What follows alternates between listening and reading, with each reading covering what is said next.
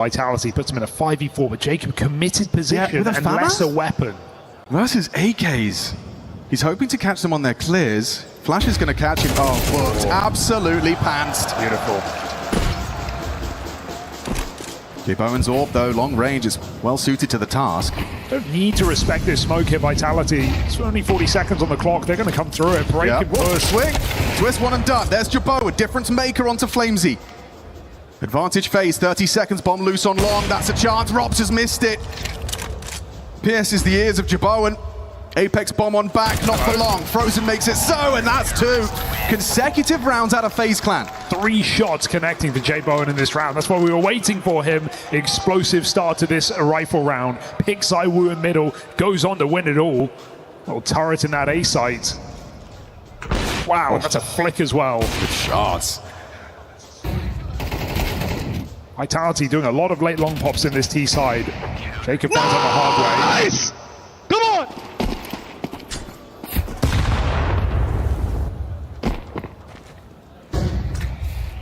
Now Vitality broke.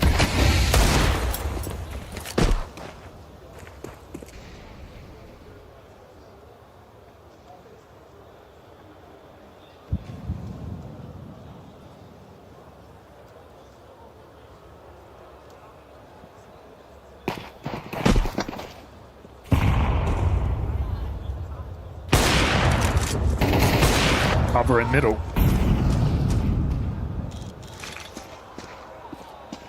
Cat gets one, but we don't have any util to progress Vitality further in this round. Jacob again on the long position, but Zywoo's Deagle peeking before the smoke bloom. Almost a mistake, but Jacob makes it work. Bomb dropped, rounds lost. Vitality in the bag. 5 alive here for FaZe. They are now in a great position, considering how this game started with multiple B hits for Vitality, forcing saves, rounds where FaZe couldn't really play for it. Well, now we're 4-4. And every round comes at the cost of 2 here for Vitality. They have no money in the bank. Zywoo's orb in play yet again, but Kevlar, not a factor. And he's going to go right back for middle. Perfectly synchronized with the HE explosion, obscured by that black smoke.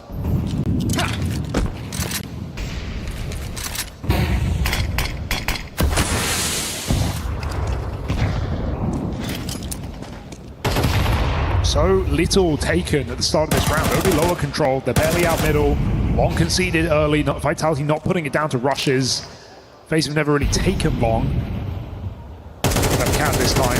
Frozen's been in some risque positions in middle. Not today. J Bowen, star of the show, waiting to deliver his lines.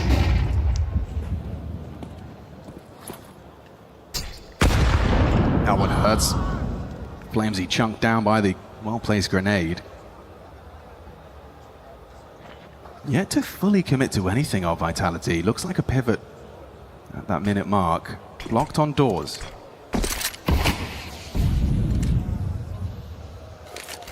A-side smoke, so Vitality know the B utility is weak.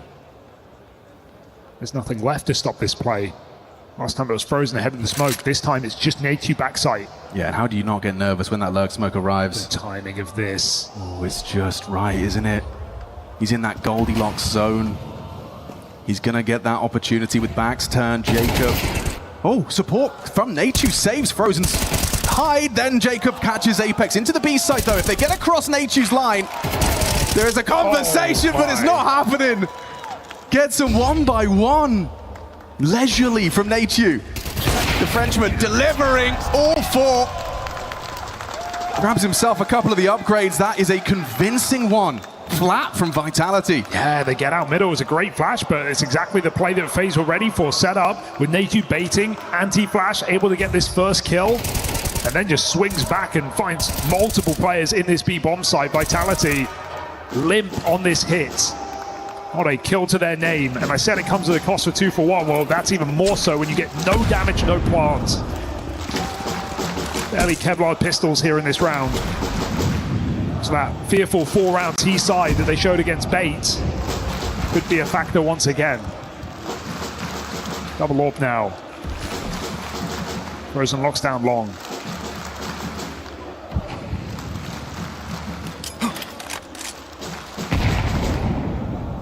Nothing to celebrate in these last two. 2 5 alive rounds for FaZe.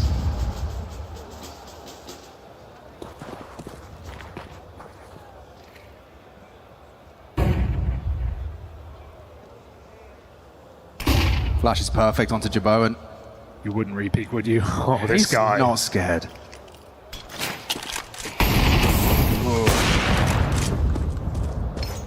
Minute on the clock. Got smokes for the mid to be. It might be tempting again just to get rambunctious, run wild here in middle. Twists against 4 players, and they go out before the flash. Yeah, Flames E didn't stand a chance.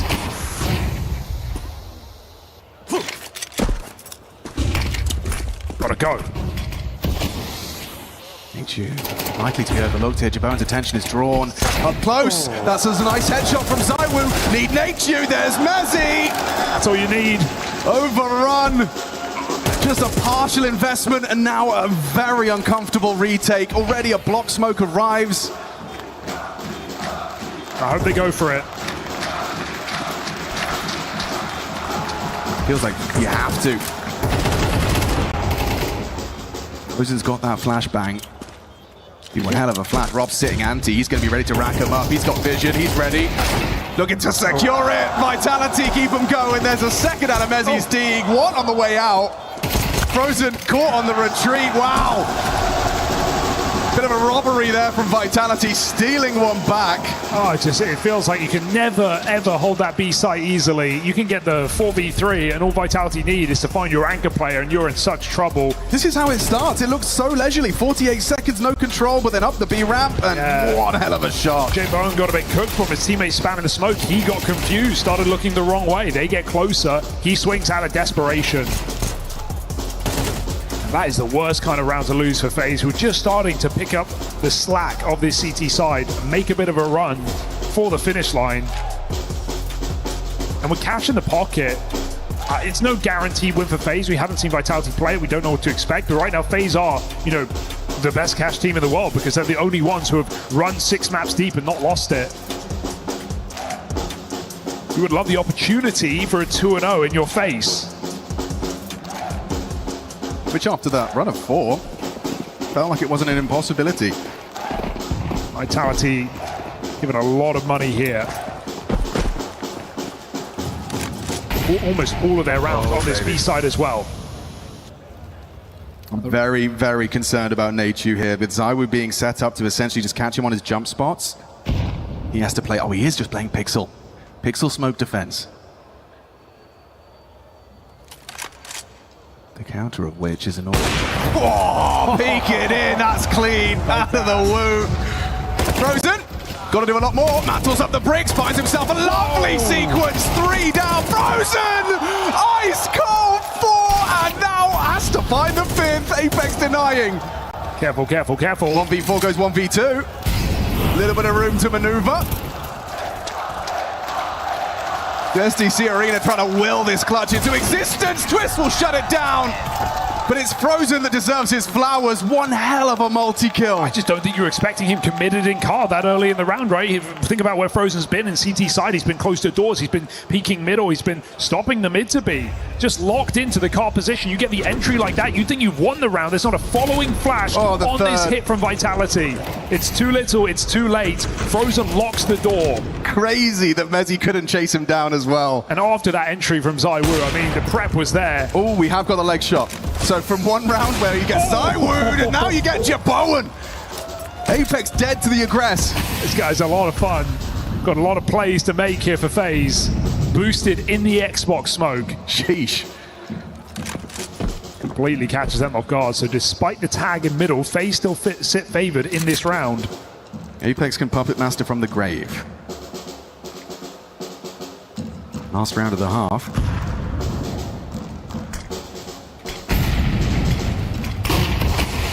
Vitality would really like this. They know their T-sides have been the woe. Long Mezzy. I mean, his death might just seal this round, and Jacob is sharp on that AK-47. 5v3 now for FaZe, and a minute on the clock. Yeah. To B is your best bet. Big pass of the test there from Jacob. We've got ZywOo peeking into Jeboan. Good luck. Have fun. Leg shot connect from ZywOo. He's tagged up two of them, and look at him go. Warpath from him. He knows it has to be him. He's playing like a player. Possessed. Jay Bowen takes his head off. Double from Flamesy. Lovely lineup. Jacob and Bowen sideline. Suddenly looking a bit more threatening to end this half with a 6-6 scoreline. Two trapped behind the CT smoke. You've got Nachu pivoting alongside Frozen for the short fight, but Robson Flamesy want to fight. And fight they shall. Cognizant of potential for flashes. Nachu going all the way around the world for the long wrap. Who moves first here? Waiting for a fight that's not coming. Robs is meant to be the master of these kind of positions, but as this gets cleared out, Vitality now know where everyone's coming from. The long side, up CT spawn with phase with space, but they have to get on that bottom quick. That's the smoke, that was the kit. Nachu's gone and lost it. Scooped up perhaps, time ticking, looking good. Frozen one back, Robs has just got the clock on his side. Mission accomplished, nothing Twist can do about that. We've got a tight ball game, folks.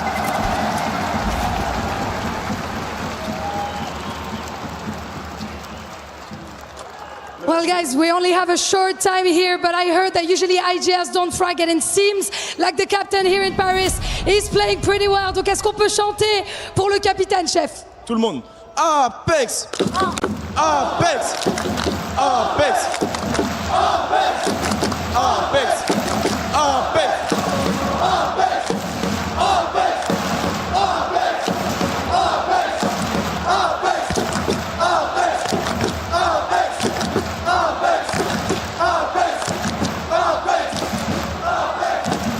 Well, Team Vitality don't look like world beaters right now, but safe to say they've done enough on their T side at the halftime. 6-6, split down the middle. And despite some excitement here from Jay Bowen on the CT side, FaZe having a lot of trouble on the B site.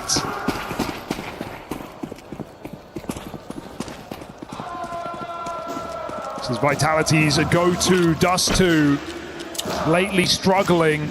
4 out of 5 losses since that Cologne major. Time to pick up the slack.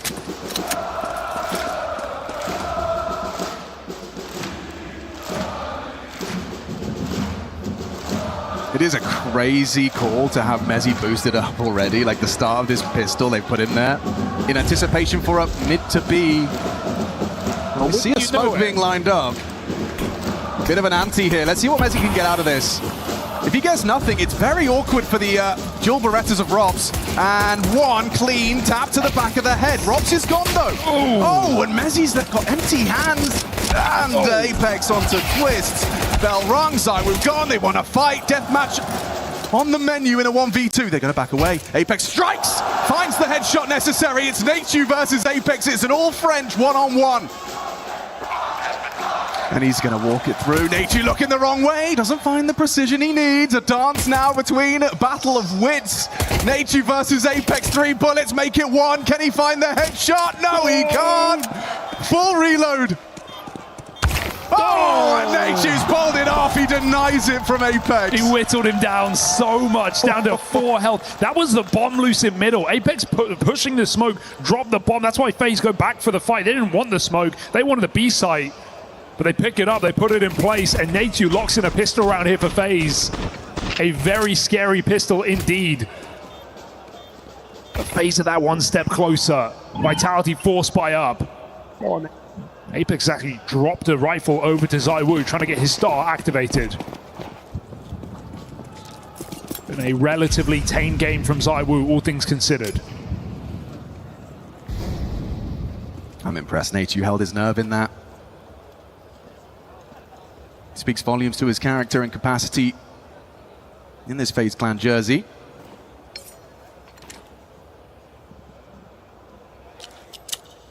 On the fade, we go for long. It's just Flames here.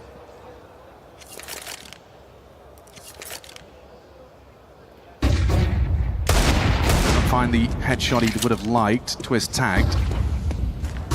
Space conceded. That's where you jump out long doors, completely offsets Flames.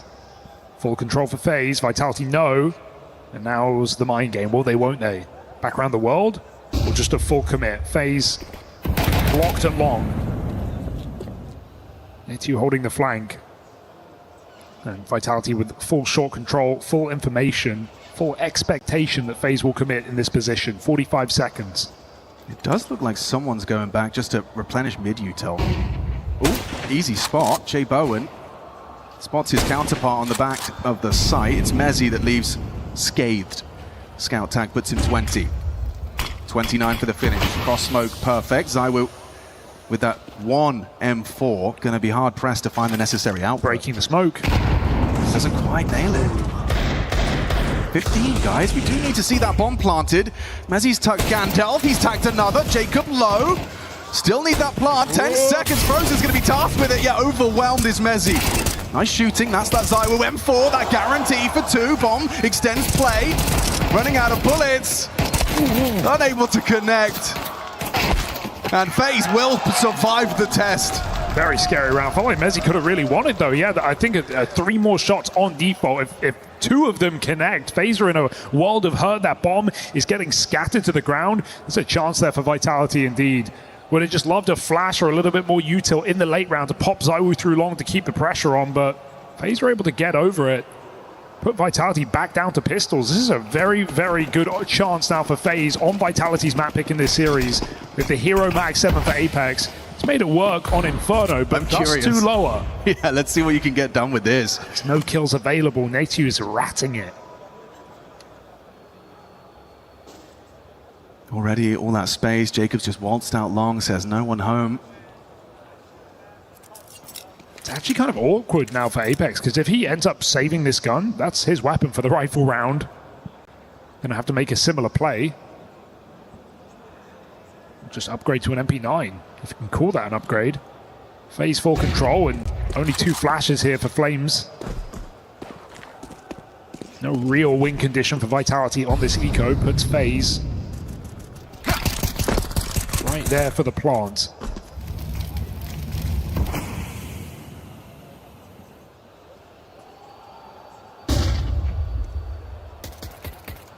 Doing this one by the book, aren't they? Slow crawl up long side. Replenish on the cross. Twist is worming his way to the head-to-head with ZywOo. Oh, just in time. Finds the headshot necessary. There's a lot more where that came from. Apex has managed to get over here, but like we said, Mag 7 really unlikely to be making an impact here. Jump shots, though. Yeah, jump shots indeed, Hugo. Oh. Frozen's having none of it. Whack-a-mole. Hello. Oh, not today. Only damage, no kills. It's Jacob triple to put FaZe there. And okay, right, here we go. This is game now on this gun round. Vitality, they were barely hanging on their T side. Off the back of some mid to Bs, off of the 4-1 lead, finding 2 more gun rounds come the end of the half. It was a shaky start, and now it could just all be over off the back of this rifle round. Vitality need to show some depth on the CT side, to show some bravado. AWP for ZywOo, Gloss again. An imperfect buy. Ace. And FaZe, who are not afraid in this game. No fumble on the movement, Robs. Mezzi's there to support him, stands his ground on the bricks side. Both of them chipping in, a double out of Mezzi. Should be good. Tracking from Robs, nails it onto Jabot and...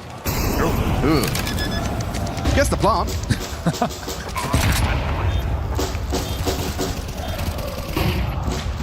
Eats the flash. Counting nothing out.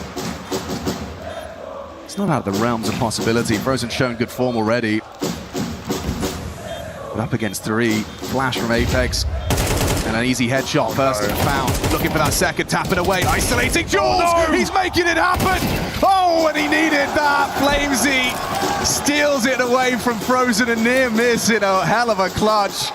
You talked about the necessity for Vitality to get on the board here. Round 4, guns out. Clutch out from Flamesy. Yeah, must win here for Vitality. I mean, it shows the differences in mental in this game, right? FaZe knowing they're underdogs, but they've got Vitality right where they want them. Going for a full beat charge in this gut punch of a gun round. That would have full broken Vitality. They're not out of the woods yet, though. One player surviving, keeping that orb, but barely living here on the economy. FaZe can still punish.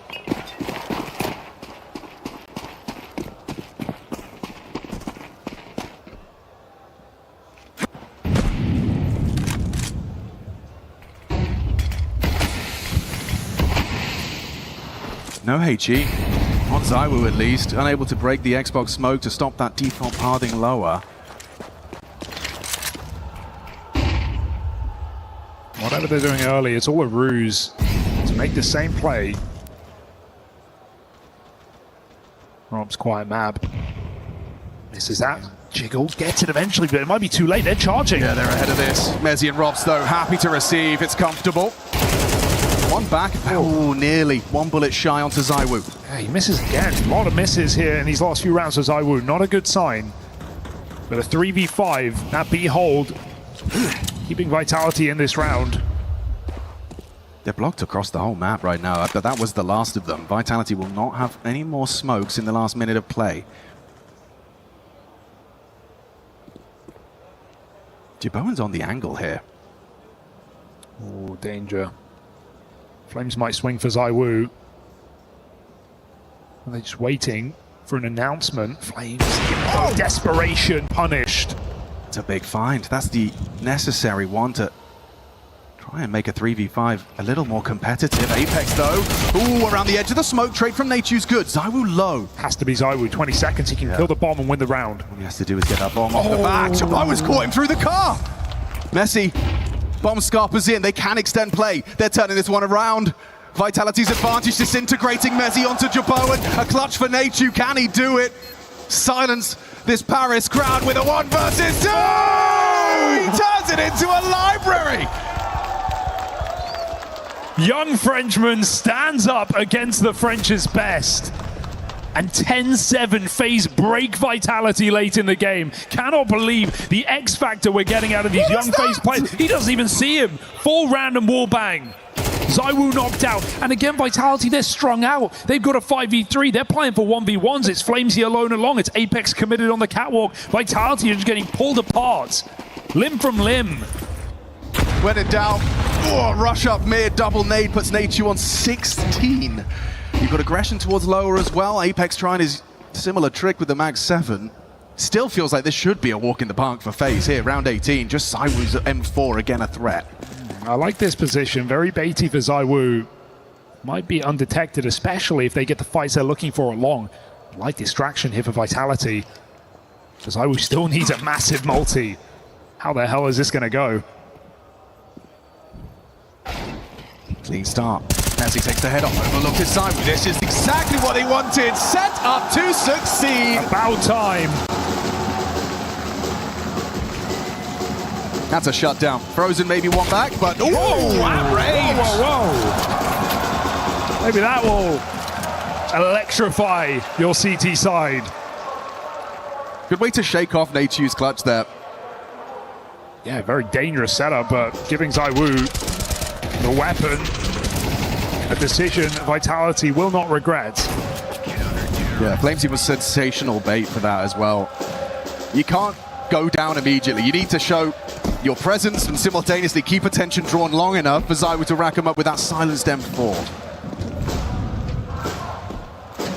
That's a kicker for FaZe, because the 2 rounds in this T side where they could borderline win the game off the back of them, the B hit that gets shut down, and now this round, both lost.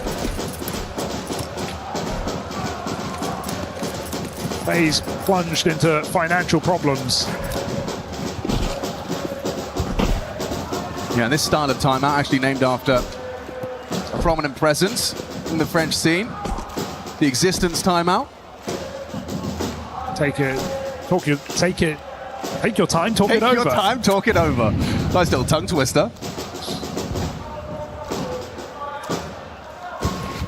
How many's Rob's going to be leaving this one with? I mean, fair enough. Use all this time on the clock, cycle through what Vitality util you can.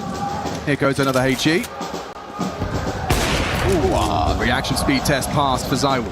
Yeah, we had like 3 rounds in a row where he missed his one crucial AWP shot. So now, late activation, better late than never. Oh, run boost over the top, Twist makes it barely, not much further. And clean, clinical, or not in the middle. Nate2 double deep. This guy has been a sensation in this game. Truly. Impact on impact.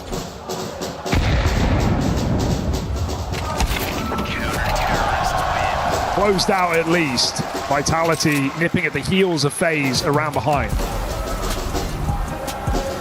No surprise to see a FaZe timeout. Still not just in the server, it's outside where FaZe have made the changes. NKJ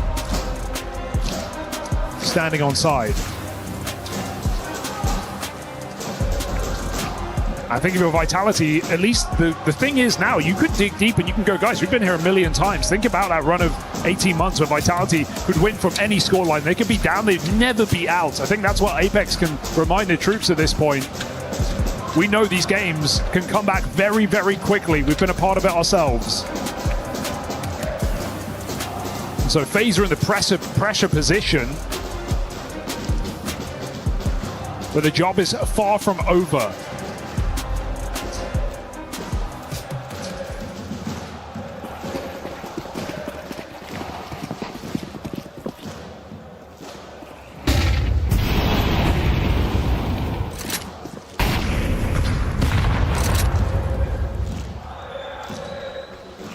Curious to see what that 30-second timeout has led to for this next call, round 20. Loved the smoke break, did ZywOo. With Xbox smoke and door smoke, it's insurance. You'll be able to get yourself up, I was going to say unscathed, but Mezzy does tag up Frozen, mantling up the box. Pressure onto the short side, though. At least Apex has been performing. He's got the AKs in the right position. FaZe looking like they're going for something set here. ZywOo just rotating in as well. He's going to get his time wasted a little bit on long. No lurkers there. Nade2 holding down on tunnels. No nades to sell anything on the other side of the map. Sub-minute now. Nade2 pulling back. This is the commit for FaZe. He's still alive. Frozen can try and get out, but there's a double nade right between the two of them. Ears ringing, legs breaking, Apex catches Twist, drop it. And it is a shutdown. Vitality off the back of a FaZe timeout, no less. Fine, I'll do it myself, says Apex. Triple kill, all the HE damage, all the impact. We've had a quiet game from Flames and Rops. Apex is making up for it. Massive hold in this position. No AWP support needed. FaZe don't make a dent in the defense. Lovely utility usage as well, just upon arrival, upon commitment. And now FaZe are feeling it, shaky fingers. Nade2's Deagle look good.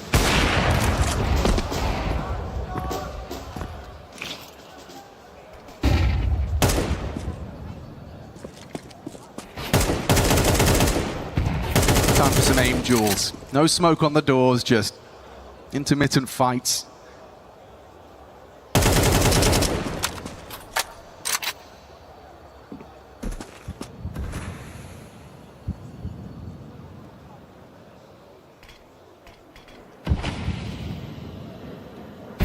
FaZe felt like they needed to make so many plays in CT side, right? These aggressive cat pushes, these long doors pushes. Vitality, complete different setups on this CT side, trusting their individuals. Seeing it let them down, but for the most part, Vitality are clawing this game back. And they're using every trick in the book. It feels like these HGs are destined for serious damage. That's an incendiary to block, 50 seconds. And you've got a HE on the commitment. They just give nothing away for free. Two FaZe HGs for the commitment, come on. FaZe can't grab free kills. Need to play these rounds late. Nice. That's a great Deagle headshot though, and mentioned Flames and Rob struggling. Gonna need them to do something in this one. ZywOo scared of long. Flames with a lot of responsibility. Yeah, they're gonna connect all in unison. Twist still out mid, last seen. Props will find him. Jaboa through the doors, inflicting some damage, getting threatening, but that's Vitality up to 11 and a run of 4 convincing rounds as well, Hugo. It's not necessarily been threatening. Yeah, 2 kills are the most FaZe have put up in this little run from Vitality, so you're not going to get them susceptible to breaking. FaZe now have to win 3 gun rounds in a row if they want to win this map. Okay, bar set high.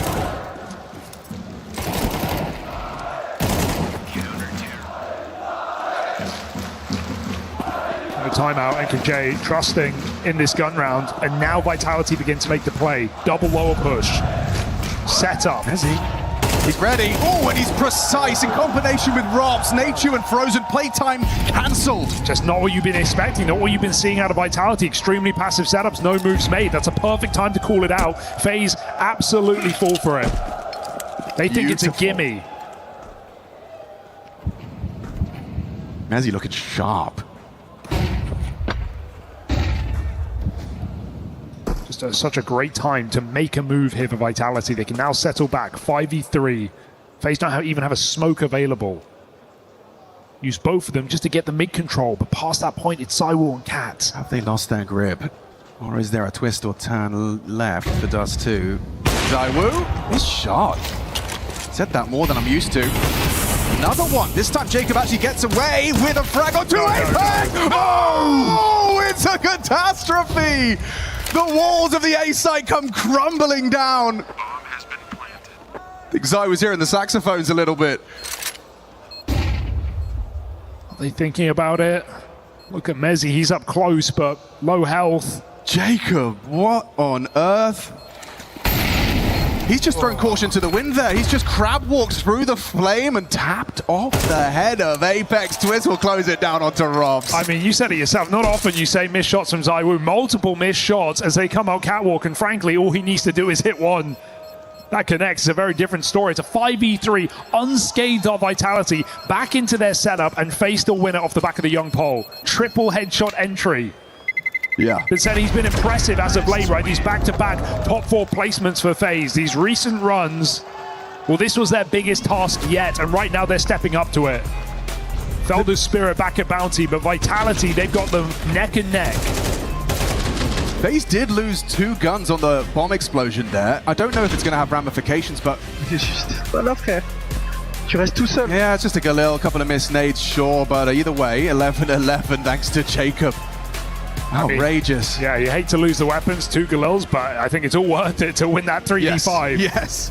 I mean, like you said, off the way that started, who was it? It was Nachu and Frozen just sidelined.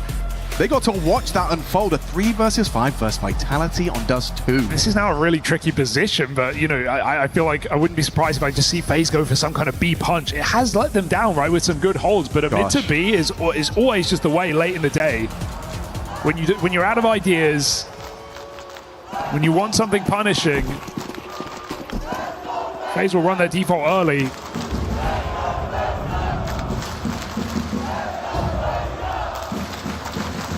But it's got to be in the back of Vitality's mind. They've started 2 middle. Mezzy and Apex trying to lock the doors. Oh, Nate just falls off that box.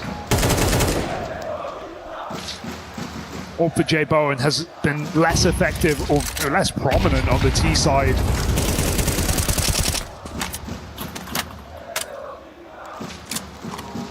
Rob's in a very committed position on B, hoping they waltz into his bomb site. And it's looming. And mid to be threat here for FaZe. It's still scary. If FaZe go heavy mid and Rob stays in this position, he is extremely susceptible. Nature will keep boots planted, they block. And they go. Good luck, Vitality. Yeah, Apex is chipping in though through that smoke as Frozen and Jabo and low. Mezzy has them softened up, does have vision. Back to turn. Mezzy 2. Robs 1. Overlooked for the double. Shut down. Mid to B, you nailed it, but so did Vitality. Do you think you found the weakness? Not today. Vitality on their B game, still looking like enough to beat FaZe here on Dust 2. Massive recovery for Mezzy, because I will say in that first half he did look as shaky as the other 2 at the bottom of the board, but he has stepped up with some huge impact in like this CT side. He's had an AK for this entire CT half, I don't know. Him and Apex, star players. Making it work, and oh, they know what they've done to FaZe's economy. They are impoverished for this last round of regulation. I still think it was a good call here for FaZe, but players not looking towards a window. The danger of that left-right smoke meant they had to scale close to the wall. No one's locking down window with the orb. J Bowen's not in a position to succeed. You have him locking down that angle. Very different round suddenly for FaZe. Now, the hardest one yet. Forcing overtime with less. Don't have an AK in this round for FaZe Clan. Had to prioritize some nades as well, so some shortcomings in the firepower. And will FaZe just leave this game thinking, man, we had it. It could have been ours. Ooh, and Frozen has cooled off.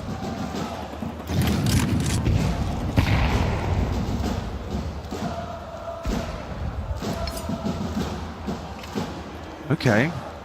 I'm curious. Nature's got a cache of smokes, and it's off the back of that phase timeout. They've got a gimmick. They've got a plan. It's meant to be lineups, but everyone's out long. Trying to bait Vitality back. Okay, we've said missed shots, Alex. But ZywOo on long. In the position in this final round of regulation. Replenishes the block. They do start 3B strong. Will Nature's utility lead to them digging their heels in on the wrong side of the map for the finish? It's the call changing. Phaser pulling out of long. Bomb is in tow, but back they go. It to be smokes in play, and ZywOo with everything to do. Throwing that incendiary just at the perfect moment. Attention drawn upon Nature's util landing. Crisscross smokes implies mid to B. They've cancelled the plan. 30 seconds. They're running this really on fine margins. Mid round for Phaser. They're going to recommit up catwalk. This is dangerous. Dropping mid to B into the stack. Into the stack, no less. Uh-oh. Last round of regulation. FaZe, it's close. But so is Mezzy by the smoke. Twist the one. Twist good on the dig. Apex knows time's on his side. Taps on bricks. Nice attempts, but this Apex you got to get past Jay Bowen. He's posted it. Bomb's got to get across. Ooh. And it does. ZywOo unable to find the headshot on the jump. They just want to disrupt, flash and go. Yeah, Bowen flashed. It's all onto one man's shoulders. Nature, home soil, 1v2, and Flamesy says no. Vitality take it. That's gotta feel good. Stressful game for Vitality. Multiple mistakes, multiple misses, but they hit where it matters. They close out their map pick, a map that has not done them well since the Cologne Major. Vitality able to stabilize, and that sets up this series for one hell of a game. Cash is up next. It's FaZe's go-to. It's flawless since its reintroduction to the map pool, and FaZe are here to fight. Strong individuals, strong clutches, and a weakened Vitality. We've still got a game.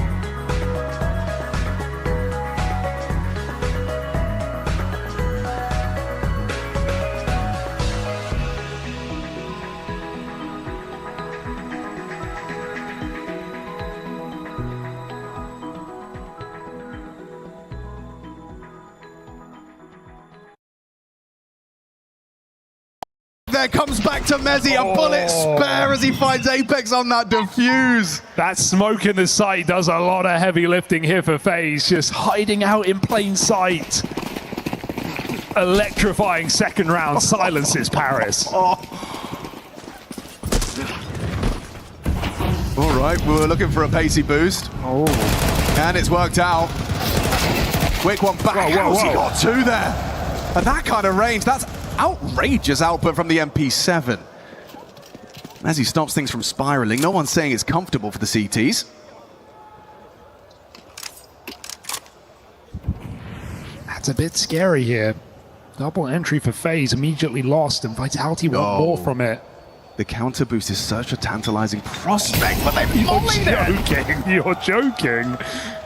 Reading the reaction, and that's experience right there. That's 6 wins on the trot right there. Yeah, they know what to expect. The perfect play for Vitality. Rumbled. Now highway smoke?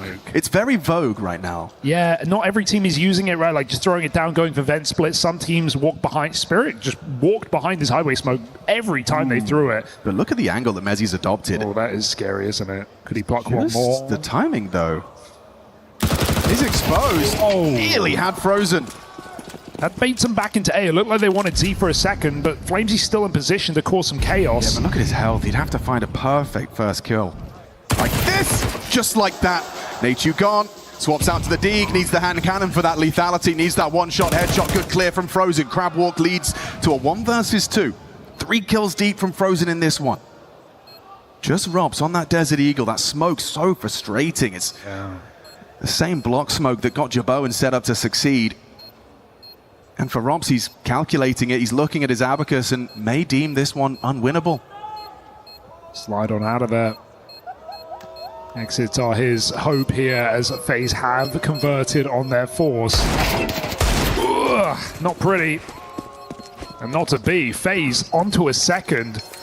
An immaculate call to remolly that boost because Vitality just get completely rumbled in the mid-round despite Mezzi's best efforts. Oh, if he stayed on that angle, what that could have been.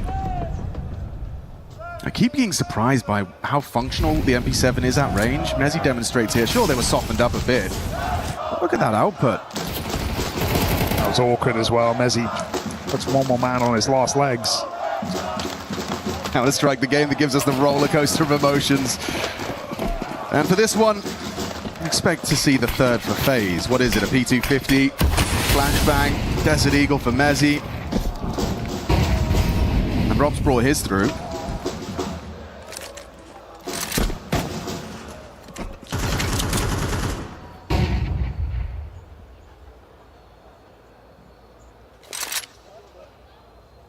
Cache a map where you can run a lot of different setups on CT side, a lot of different openers, go for heavy mid control, give it up entirely. It seems to be the meta. Seen some 3B pushes, seen a lot of A main takes, so still waiting to see what Vitality's default gun round will look like. For now, this is just pistols, but should I say just, as they overwhelm in middle. Weird one now. Nature cannot go down to that Deagle. J-Bowen out. Pressure onto the side player. Flamesy's reaction's good! Hey, everyone's hitting everything! That's USPs! Oh my. Just when it started to feel like, okay, regular schedule programming, FaZe comfortable on this map, it's USP. Zywoo gets 2 to start. Yeah, they just let them out middle, and then 3-2-1 swing together on the highway box. It's one way to kick the door down early in this game. Already 2 massive low economy round wins. Twist on a Glock, Jacob on an AK. Gonna see Jacob in middle a lot on this T side, right? Coming out on the boost, looking for quick entries, the run boosting, playing through the mid smoke. Very aggressive piece of this FaZe control. We haven't even whispered about the B-bomb site yet. I mean, it has all been so eccentric. Won't change now. Twist has some nifty lineups outside this A site. But just smoking a molly, a couple of flashes here. As he assembles his setup. He has a really nice molly. Maybe he'll throw it that burns out Heaven and Forklift. FaZe just going to go for the pop. Zywoo anticipating Nachu's door to play. Lovely avenue of smoke from the plume there. The Molly's coming. Here they come, in unison. Zywoo has the edge of the smoke to play around, and that's the vision. All he needs. Flamesy 1, down to Frozen. Flash connects, Zywoo burning. They may hurt him, they know he's on 4.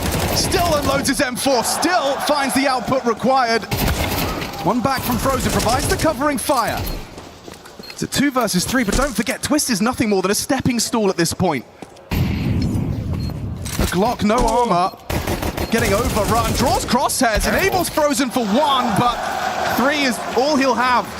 Yeah, I love how Zywoo plays that. Clearly, Vitality have obviously been playing this behind closed doors, right? Cracking it, getting up to grips with it, and Zywoo shows that there. That heaven cross smoke, the downside of it is it does leave a bit of a forklift gap. The smoke is whistling in and out of your vision. Zywoo exploits that to the maximum. Triple kill up close. Holds down A valiantly here for Vitality, and a lead now as FaZe are put back to pistols. Nothing behind it. Some light upgrades available. God, I just pressed tab for the first time. Nature and Jacob still on the goose egg. Can put it down to not having rifle rounds, You can. I guess. That's fair. But it's still not a great sign here for FaZe, who did the hard work by winning that force buy, but then lost to USPs. Zywoo's AWP locking down B, and he will connect his. Zywoo's going to be an ever-present threat on this map. Can start where he wants.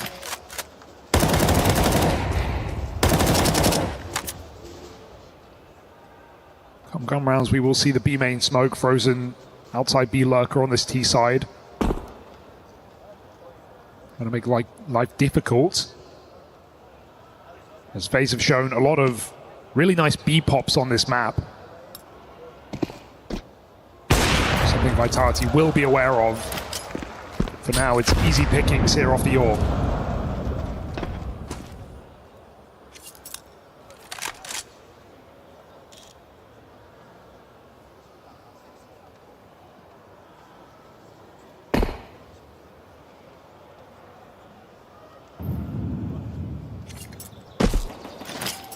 Perfect.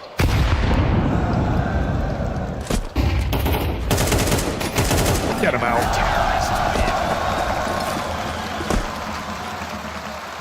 Let's go guns.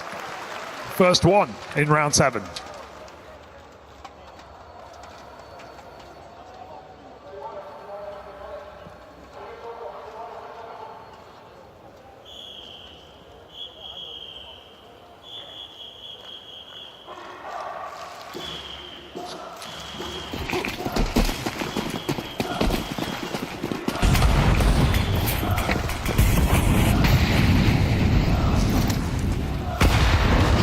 Jacob, there's the first contribution. It's on to Flamesy. Sure, Apex can pick up the slack real quick on mid. It's not like they're going to get territory off of that. Zywoo, this time on the right place, the right time, and with his signature weapon, the AWP pressed to his eye.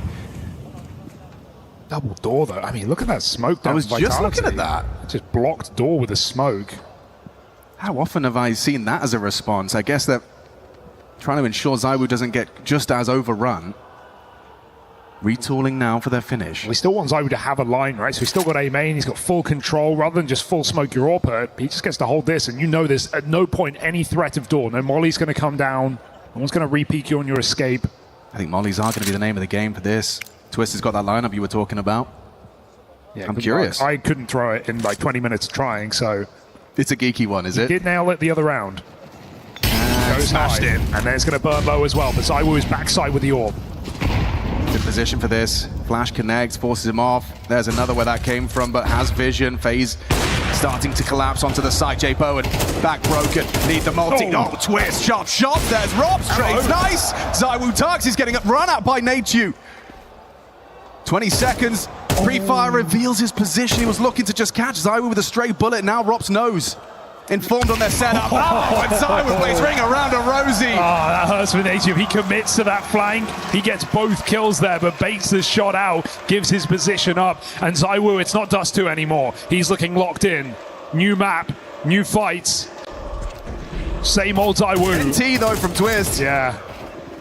Gave it a good shake of the stick. Another very experienced, very strong cash player you know, we looked at history and we say, hey, Vitality, they got a couple of players who don't really have any games logged on this map. I mean, Apex has more maps on Cash than his 4 teammates combined, and it's not close. Just 4 for Flames, 2 for Mezzi, back almost a decade ago. Very familiar turf. Probably feels like a different life for Apex. Speaking of, he's taken heavy licks in middle, supported by Flames. Rather unusual position. You're not pre-aiming this, are you? Twist certainly wasn't. Jacob was. ZywOo again. Yeah, he's going to have to do something. Up against pistols, he can get overrun. Desert Eagle could work, and it does. Puts it to good use. Nature recovering ZywOo's orb and goes looking. Just on the other edge of truck, he might get an opportunity, but time ticking. He wants to plant, and they're giving him room. Yeah, it feels like he's getting flanked because they're not doing anything right now, but Vitality are just giving him nothing. They know it's an orb. They want to make him plant the bomb. Good tag, but he's still going to keep this orb in play. So it shouldn't mean much. Until it does. 3 bullets in the mag, burned out. Natu 1v3. HP, 3 targets for Natu. Here's that flank. Ever present. And that should be it. Curtains. Slow and steady here for Vitality. In no hurry to make that play happen. They concede the plant. And ZywOo just looks so comfortable already, going for aggressive repeaks into A main with the orb. Gonna need J-Bone on that line, I think, on this T side for those A hits. Look how free he is to peek extremely wide. He's done that both times they've gone for this A pop. Vitality looking very comfortable. And it would be one hell of an announcement of their ability to rock and roll with Cash. We knew it was inevitable. It was going to show up at some point. Still not fans of Ancient. I mean, as Yanko mentioned coming into this game, I mean, this is Overpass was great for Vitality. It's one of their best maps. They were head and shoulders above the rest on it. So to see it removed, kind of annoying. Whereas buffs to some teams, like Falcons, for example, and nerfed to others. So Vitality knew they needed to make this a mainstay. They don't want another abusable map like Anubis, which has been picked and punished against them. And keep in mind, in phases run, yes, against mostly lesser opposition, their T side has fared better than their CT. So they're going to need to start up here and save this half.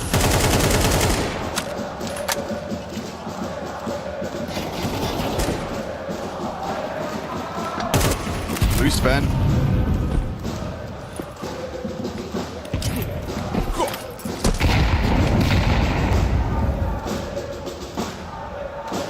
This is a really slow round for FaZe, not doing anything out the gates, not even going for boost. So Vitality wasting nades. They also buy some time. As FaZe look to make their play. It's the 3rd HE boost, and now we go for this late retake util for mid control. Mezzi is the man. But they're mollying him. Gonna push him back to B. Yeah. Forced to drop down, gets away, unscathed from Frozen Sunroom presence. Where do you go from here, though? I think Twist is asking the same thing. They want the fight. Claims he's on the angle. What? Okay, inaccurate headshot finds Apex. Trade immediate. ZywOo again on this A side. Will J-Bone with the AWP enable them? Natu and Jacob into the side. Oh, will once again ZywOo shut him down. Cheeky. You just can't get in. Every trick you try. I mean, safe to say that was the opportunity for FaZe. J-Bone strafing out of that angle. First time ZywOo plays that exact position, it bears fruit. Double kill, locks the AWPer out. J-Bone's whole round is just to get rid of ZywOo in that position. The Vitality feasting, and even trying to force Famine to Frozen. He's trying to save. It's out with an AK, but that is a small victory here in a sea of Team Vitality, up to 6 rounds in a row. It's going to really leave FaZe scratching their heads. I mean, what haven't we tried? What isn't working? That's what this timeout's all about. And this was the key takeaway from Dust 2 to me. It's like you had Vitality kind of looking rocky, looking like they were on the ropes. Like, you have to win that game if you're going to win this series. You have to steal their map pick. Maybe it tees you up for a 2-0. Nuke is still not exactly a safe haven for FaZe. And so they had a chance, I think, to kind of pluck this series from Vitality's grasp, but now it's feeling less and less likely.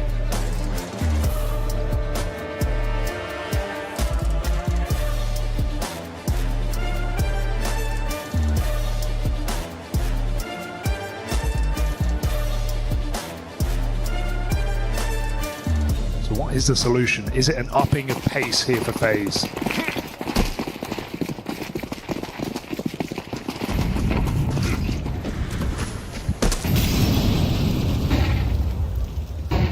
Fight mid, that was their answer, and wow, Jacob's precision leads to Apex's early departure. We've got fight onto ZywOo. Robs is there as well. Okay, Frozen takes the whole squad. I could see him giving a pep talk during the strat time. And he's just demonstrated his aim with a nice two-piece feed. Mission accomplished. Flamesy audible to Jacob. Should be able to take them both away. Catches him with his pants around his ankles. And Mr. Merriman in a 1v3. He's not going to give it a look in. Fair enough if a FaZe playing to win. I mean, it's the Frozen show right now. Haven't really seen much going on this B side of the map, so about time that he's given the room to work. Sure, ZywOo takes that fight. 4 members of FaZe combined, 13 frags. Frozen, 12. Still, T-side cash can be difficult. If you can get yourself a couple of those, you could be onto a competitive affair after all. 5 rounds, absolutely not the end of the world, especially when you know Vitality aren't tested with whatever they have in their pocket for their second half. They have no proof it works outside of the pracs. So FaZe, late recovery, 2 beautiful entries on B. Robs kind of hopes they run into him after that pick, but Frozen stays vigilant of the clear. Jay Bowen, though, has picked up an AWP. He had a great start to Dust 2. He's got to showcase some of that again. It's a bit too deep. Jacob's going to have sightline. That's what Flamesy's counting on. Flamesy's been in this hot box position a lot. It is susceptible to those wallbangs. Yet to be punished. A new angle for ZywOo. Crazy. Pre-aiming the boost on sight. Yeah, I've seen a lot of people do that.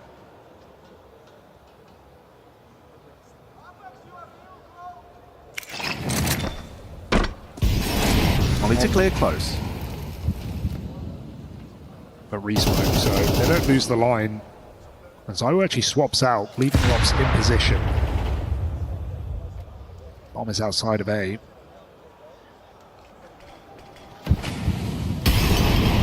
Mid-take, or should I say fake. There's not much commitment here behind this utility. Just Jacob walking out. This is getting funky. Yeah, event split happening. That smoke won't last for much longer. Robs finds his corner. His sanctuary, supported by ZywOo's AWP. Incendiary drops. So is Twist tracking there. Jacob trading. 30-second commit. Apex in the off angle. Jaboan doesn't hit his shots, and Apex facilitates as another. ZywOo comfortable. Nature's gone, and good luck, Jaboan. Not the weapon you want in a 1 versus 3. Bomb on his back, but good luck. Have fun. Smoke on sight. Uncertainty. And there's ZywOo. Not what FaZe need. ZywOo's showing up in a big way in this game. Consistent output in every position. He's been all over the map. You can't get a read on him. He's had kind of 1 missed chance in this entire half.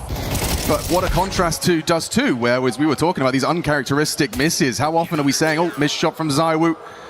Of course, they still convert in his absence, but he's shaken that off real quick. Yeah. Absolute walloping here for Vitality. Oh, walloping. That's a new one. I like it. Oh, Flamesy doesn't like that. Oh, he's so blind. Twist provides an opening and there's no rebuttal. Just can't believe he sits there. 3 flashes deep, doesn't move a muscle, just wants to lock his position, cannot do so. FaZe have had middle in many of these rounds, but Apex is patrolling in connector, falls to Twist. You need to capitalize on this advantage. Twist has given you a nice double. You still have a main though, you don't feel too threatened, but ZywOo alive now. Twist bombed down by Robs. Bomb weird. Jaboan can't go down. Frozen finding Mezzy's huge. ZywOo though, in the blind spot on a main. It's not the weapon you want for the trade, is it? Oh, the flash even connected onto Nachu. ZywOo set up, now a 1v2 for Robs. They know the trajectory of that nade came from somewhere near highway, and that smoke's an invitation. Robs can work his magic here. Do they panic? Jaboan and Jacob. Hunted by Robs. He's pipped the timing beautifully. The back was turned, but it's a messy spray, and Jaboan pivots. Yeah, felt like the trade was going to happen either way. That's nice to see FaZe at least squeeze a final couple rounds here out of the half. It was a strong start with a force buy, a price they paid very quickly with Vitality's eco, and then just a massive string of rounds where ZywOo is taking the cake, shot after shot. Another double here as well, even despite the loss. And so reassuring signs here for Team Vitality after a slow start to the series. They are surging towards a 2-0 victory here on home soil. ZywOo 17-8 at halftime. Robs and Flamesy with a recovery. And the stars of FaZe eclipsed here in this first half.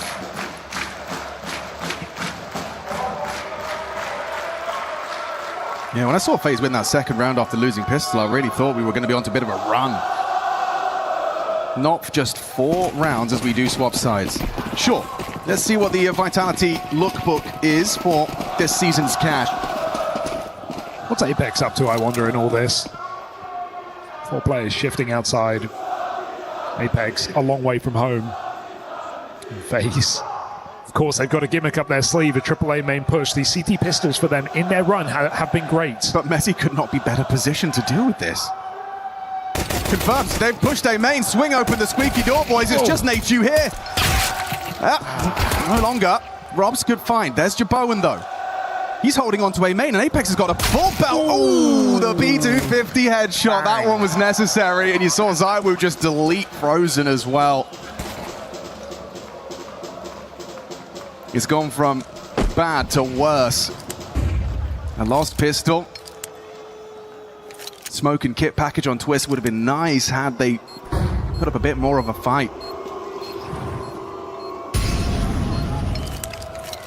Nowhere to go here for Twist, so Vitality, despite an early aggressive play from FaZe, punish it easily. And of course, Apex late, holding that B push. I mean, that just shows they knew that FaZe were going to do something, right? They were going to make a play. They weren't just going to sit back 2-1-2 and kind of react. They wanted to get involved. Apex was holding the B push from T-Spawn, not throwing his nades, comes back to group with his team. Vitality reactive pistol, knowing FaZe, I don't want to say are overcooking, because I like that FaZe are bringing ideas to this game, but they know that FaZe are going to make moves.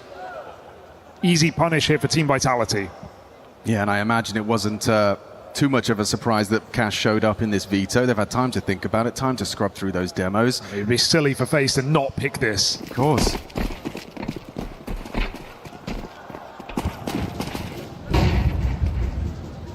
As you mentioned earlier, just I think a reassuring factor if Vitality take this game keenly, because it makes them look a little more lethal. Sends a very clear message to the other teams in this tournament. Do not pick this map. Yeah, you mean FaZe Clan, the team that won 6 on the trot? The early adopters of this map? Yeah, that was the first win we posted, actually. Yeah. We broke their streak. Stay away. Did it at EWC in the round of 16, sent FaZe packing. And in such a dominant fashion as it's currently going, we'll see if they can keep it for the clean close.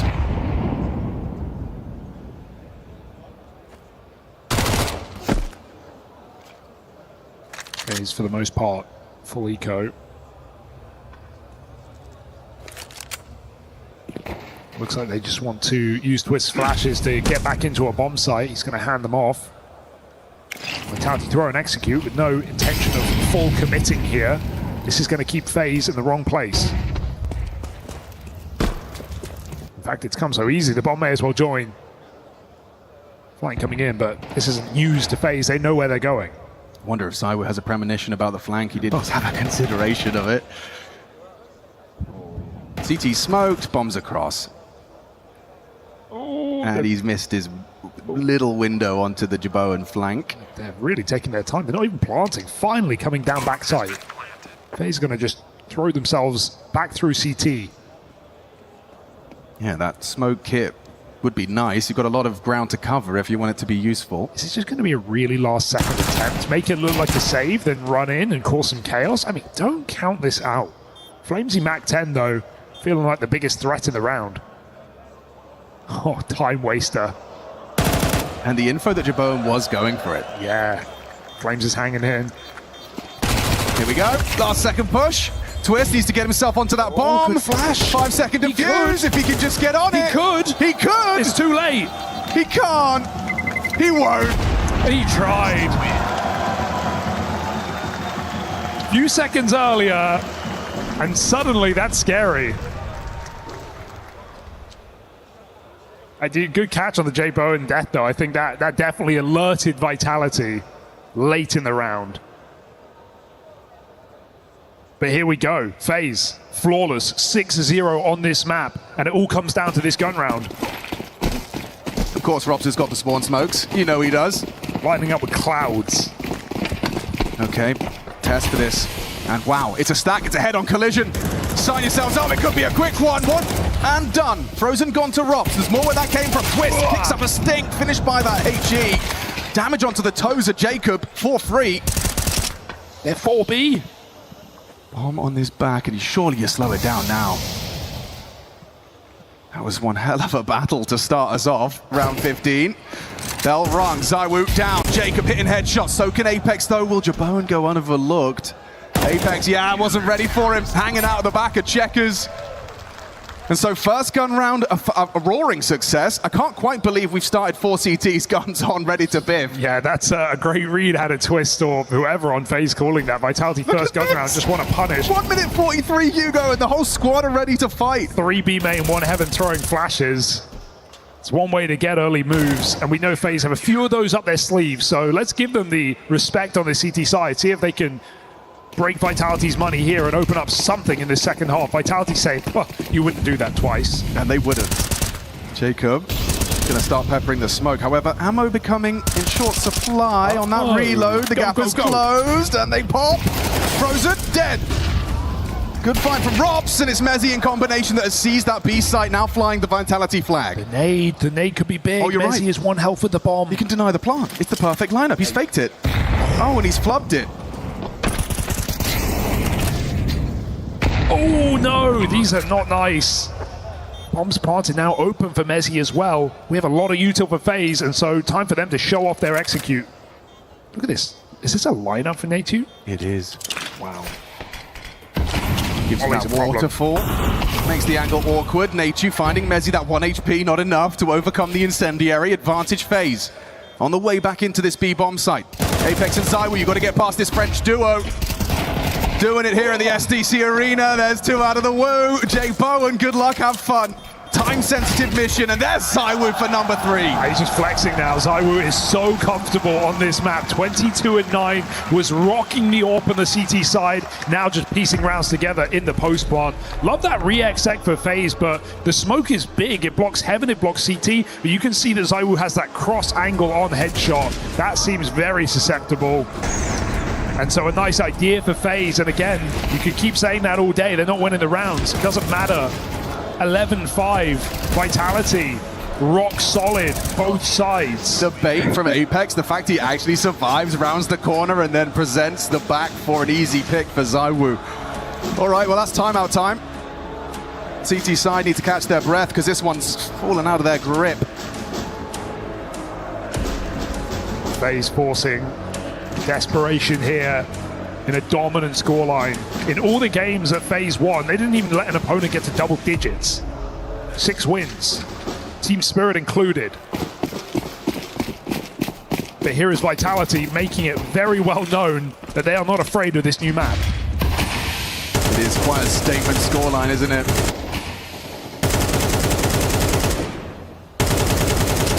Force buy out the game.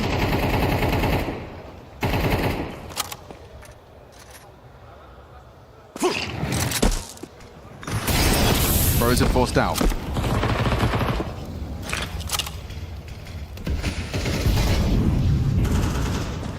One smoke left on this CT side. FaZe been burned out.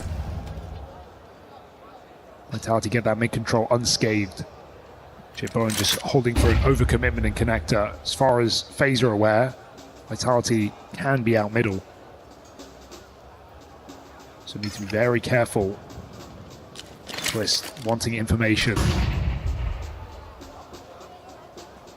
Frozen laying in wait, but no clue where Vitality are on the map. They could be close highway box as they group back for an A hit.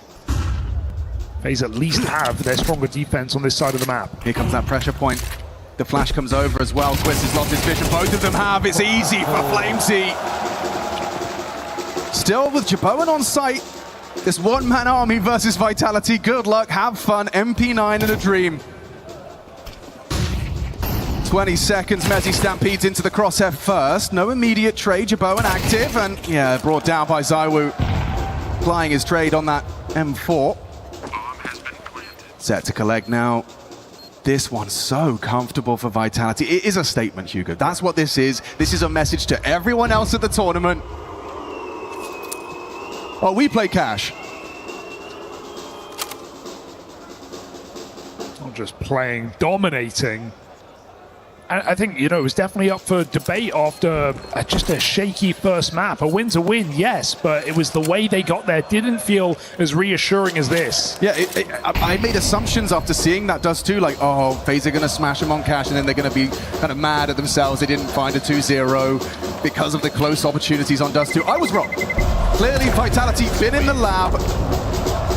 They've definitely scrubbed through those FaZe demos, taken some learnings, also taken some expectations as to what FaZe were going to be throwing their way.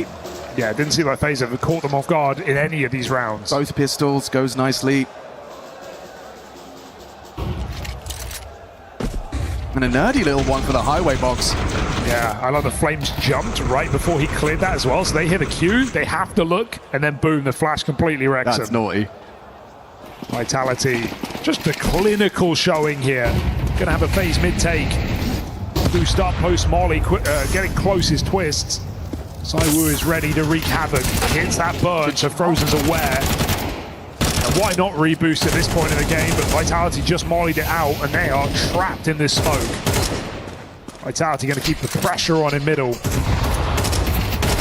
Oh, no bullets. Awkward fights, easy picks for FaZe Clan. Still just the one from Flames. He sat down by the FAMAS of Jaboan.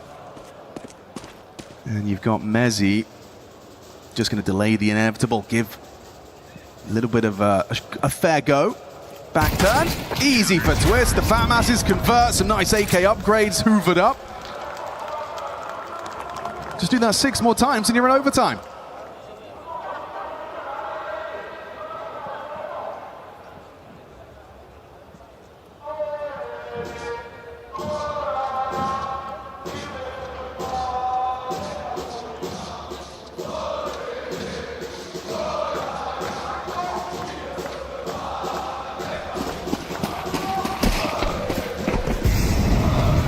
Missy smoke. And fast A smoke cancelled here. Vitality going to contact in. They got, again, close mid to worry about. So the reboost might set FaZe up for a quick flank. They've got 5 players on this side of the map. Screw it. All in. Nature's had a really rough go of it. 3 frags, but a couple of outputs here would be huge. He's got empty hands, and they've got an empty sight. It's got to be it.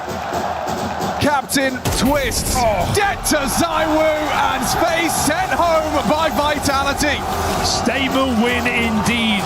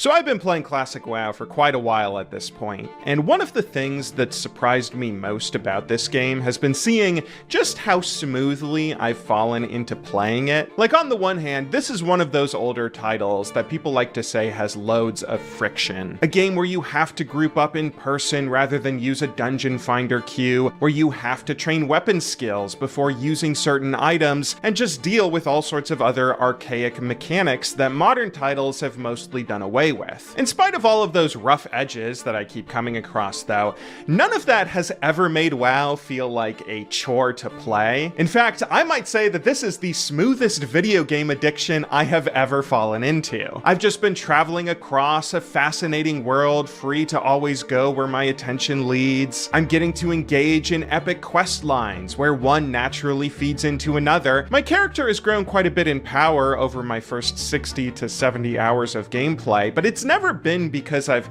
consciously been grinding. Leveling up has just been a byproduct of doing things I already wanted to do. It has been very easy to spend lots of time in Azeroth and have a blast doing it, but of course, this is still an MMORPG, meaning that things weren't going to stay easy forever. In fact, right as I crossed the level 30 threshold was the moment that this game decided to get a bit more serious and challenge me in ways that I had not been challenged yet, because that was when I found myself barred from exploring places I wanted to enter, where I couldn't instantly complete every quest I came across, where if I really wanted to reach certain milestones, I was going to have to start grinding for them, and having to spend all that time learning the game.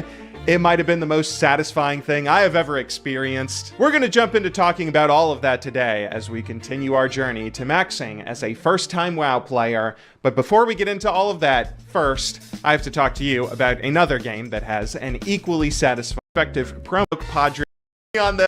Alright, so we last left off midway through our journey to getting a Whirlwind Axe, an important item for warriors I've learned, after starting a class quest chain where I was flung all across the world in a pretty fun adventure. I last left off needing to find 2 sets of items to summon the Cyclonian, where if I could defeat him, I would be able to complete my mission. Unfortunately, it seems as though I am also going to have to level up quite a bit more before I'm ready to take him on 1v1. I've done about as much leveling as I can in the human starting zones, seeing all of those quests, so I figured the next place I should head toward is Stranglethorn Vale. As a freshly minted level 32, that appears to be the next area for me to continue leveling, and it also seems to be where I can find those blood scalp trolls who I need to farm for their tusks to summon the Cyclonian anyway. So after logging back on, I all but instantly turned due south from Duskwood to set foot in another new region, which I was very excited to explore. I honestly felt a little bit giddy at the time because it had been a couple of weeks since I last logged onto my character. I haven't mentioned too much about how I've made this series thus far, but basically, when making one of these episodes, I start by recording 10 to 20 hours of gameplay, leveling until I feel like I have enough of a story to make up an episode of my journey. Then I pause all gameplay to write, record, and edit a video together, making sure that I don't play any more until that episode is released. Initially, I started doing this just to make sure I could get feedback from you guys, as I realized you gave some pretty great insights on various settings that would make these videos more tolerable to watch, and I may need to change this workflow up a bit in the future for reasons that we'll get to at the end of this video. But I've actually really come to like this ebb and flow of things, since not playing any WoW for a week or two means that I spend all that time daydreaming, excited about what I'll get to do next when I log back on. It's like being a kid when you're forced to go to school and then get stuck in class all day, daydreaming about what you're going to do next in the game you're currently addicted to when you get home. Anyway, on entering Stranglethorn, I come to a crossroads where the rightmost path leads me to an alcove in a cliffside. Here, an Alliance band of soldiers have set up a rebel camp and begin doling out some of the story as to what's going on in this area. Sergeant Yoa, who leads these rebels, tells me that her troop has been fighting a losing battle against a Colonel Curzon and asks if I can aid in their fight. She first gives me a quest to thin out his horde of jungle fighters before then giving me another to try and cripple some of the medicine men healers that support his ranks, my first tasks in this new area. I also pick up another quest from a soldier who tells me to go to Booty Bay to get a broken cooking pot repaired, which, yes, I am apparently 15 years old because I think that is a very funny name. It takes a little while, but eventually, after looking at the setting I'm placed in, I put 2 and 2 together, realizing that Colonel Curzon is probably a reference to Colonel Kurtz from Apocalypse Now, a movie all about an exemplary soldier who goes insane during the Vietnam War and now rules a rogue tribe in the jungle, meaning that Curzon must have been a former Alliance soldier who went insane in Stranglethorn for some reason or another, and that these rebels are now fighting to put his subversive army down. I'm curious to learn more, so I begin heading due south in search of his camp, where I'm honestly a little bit stunned at the beauty and diversity found in this zone. It always feels really cool when you first set foot in a new area in this game. Like, this looks completely alien compared to the spooky forests of Duskwood where I just spent a few dozen hours. Eventually, as I press forward, I start coming across some mobs who are way too high level for me to fight.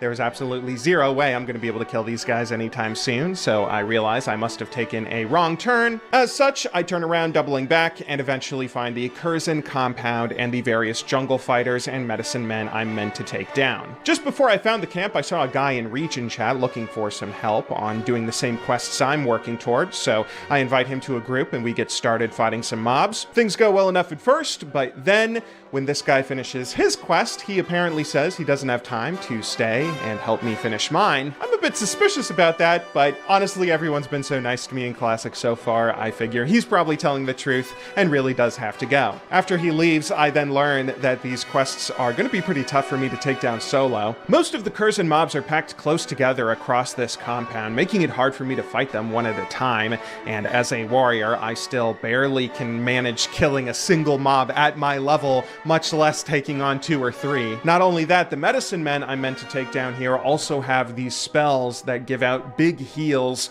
to either themselves or an ally if you're fighting more than one at a time, and since I'm not using a shield, I have no idea if there's any way I can interrupt their casting. Still, I try my best to knock out at least one of these quests, but I fail pretty quickly, dying to a couple medicine men, and eventually figure I might just be too low level to deal with Stranglethorn for now, choosing to Spirit Revive and Hearth back to South Shore. Honestly, this was a little bit annoying. Looking back now, I think this was maybe the first time that I wasn't allowed to explore a zone in my leveling range that I really wanted to see. I wanted to wander around and see more of Apocalypse Now and Vietnam. Even so, I wasn't too disappointed, since by now the world had opened up quite a bit to me and I had a range of options for other places I could go. So far across my leveling journey, I'd mostly been constrained to only having 1 or maybe 2 areas that I could quest in, either in the human or dwarven leveling areas in the Eastern Kingdoms. But now that I've crossed 30, the world has completely opened up. At this point, if I'm not ready for Stranglethorn, I could go back to Kalimdor and see if there's a good leveling area for me somewhere around the Barrens I just explored. If I wanted to stay in the Eastern Kingdoms, I could also go back up to the Wetlands and wrap up any quests there before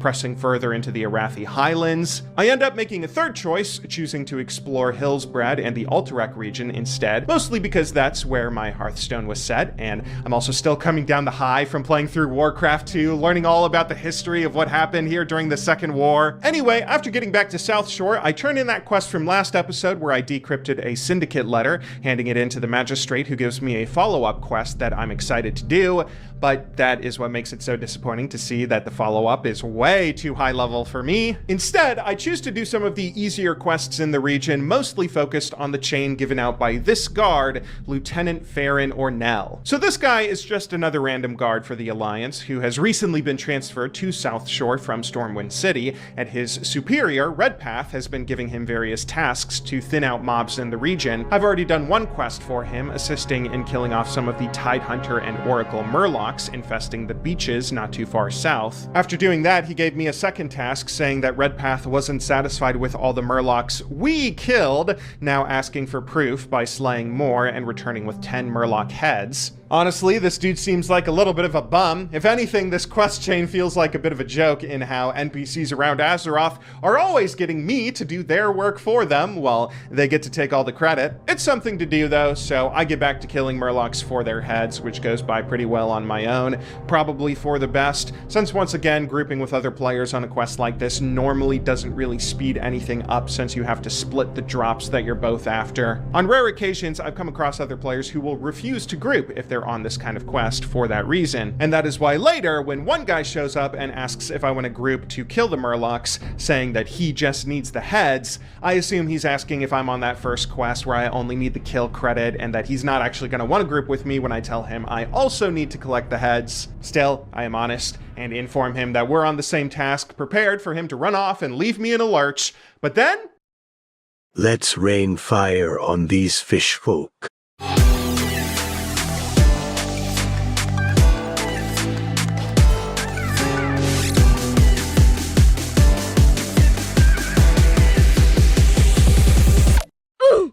Alright, that was probably my bad, pulling a bunch of mobs, although maybe it wasn't my fault, maybe it was his pet that did it. Either way though, I love this guy. We laugh about it and keep doing the quest together. Farsight is just another awesome friendly player in a game that's filled with them. I should probably have known better than to assume the worst of others by now. This guy in particular is so friendly that he ends up inviting me to do a dungeon with him once we finish our quest. Apparently he's getting a group together to run Gnomeregan, which I had heard of once before. Very early on in my adventures, I had come across some gnomes in Ironforge giving out quests for this dungeon right at the end of the Deep Run tram line. There was also a gnome with a quest for it in Stormwind, and according to the activity advisor, it seems as though I'm the appropriate level to do it. Hell, I still need to get the bad taste of stockades out of my mouth, so I tell Farsight I'd be happy to run it, even though I may hold back the group as someone who doesn't know what I'm doing, but he's as nice as ever, even going so far as to help us find a tank for our group so I don't need to tank it myself, which I think that might be the first time that I get to run a dungeon where I am not forced to be the tank. We collect the rest of our Murloc heads before turning in our quest to the guard, who then asks that we deliver the sack of heads to Redpath ourselves,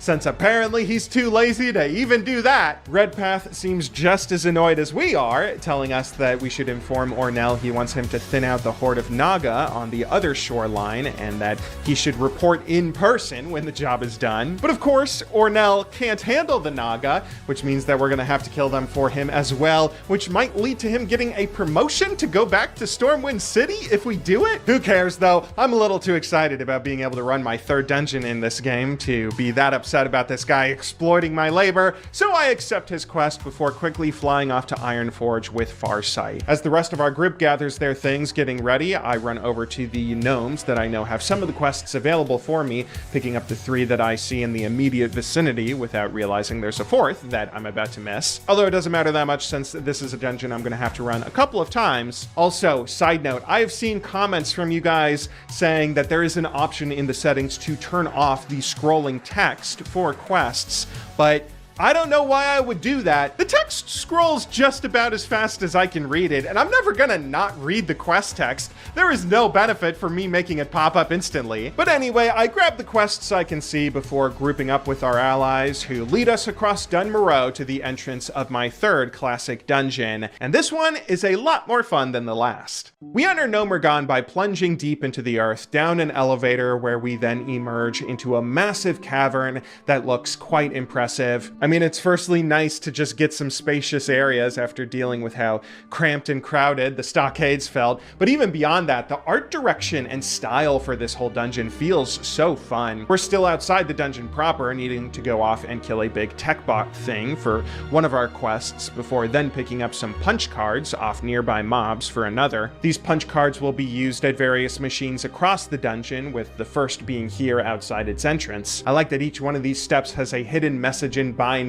that gets increasingly funny with each stage as you go across the dungeon. I'm obviously trying to not look up any spoilers in this playthrough, but I feel like this is something that's okay for me to search because I have no idea how to read binary, and I would have missed these awesome jokes otherwise. Once everyone has their punch cards though, we then enter the dungeon proper and begin our trek, which honestly, this dungeon really made me appreciate something about WoW. One of the most fun parts about playing an MMO is getting to see how developers weave all the various different influences that inspired them into a single cohesive world. World of Warcraft, though, might be one of the best games I've ever seen at doing this. Like, this world features a lot of the classic Tolkien-esque or Dungeons and Dragons type staples of high fantasy, where you have orcs and dwarves and elves and medieval human cities, but you also have dinosaurs roaming around. You have the Vietnam War as a backdrop for one of the zones. This is a game that somehow features both bows and arrows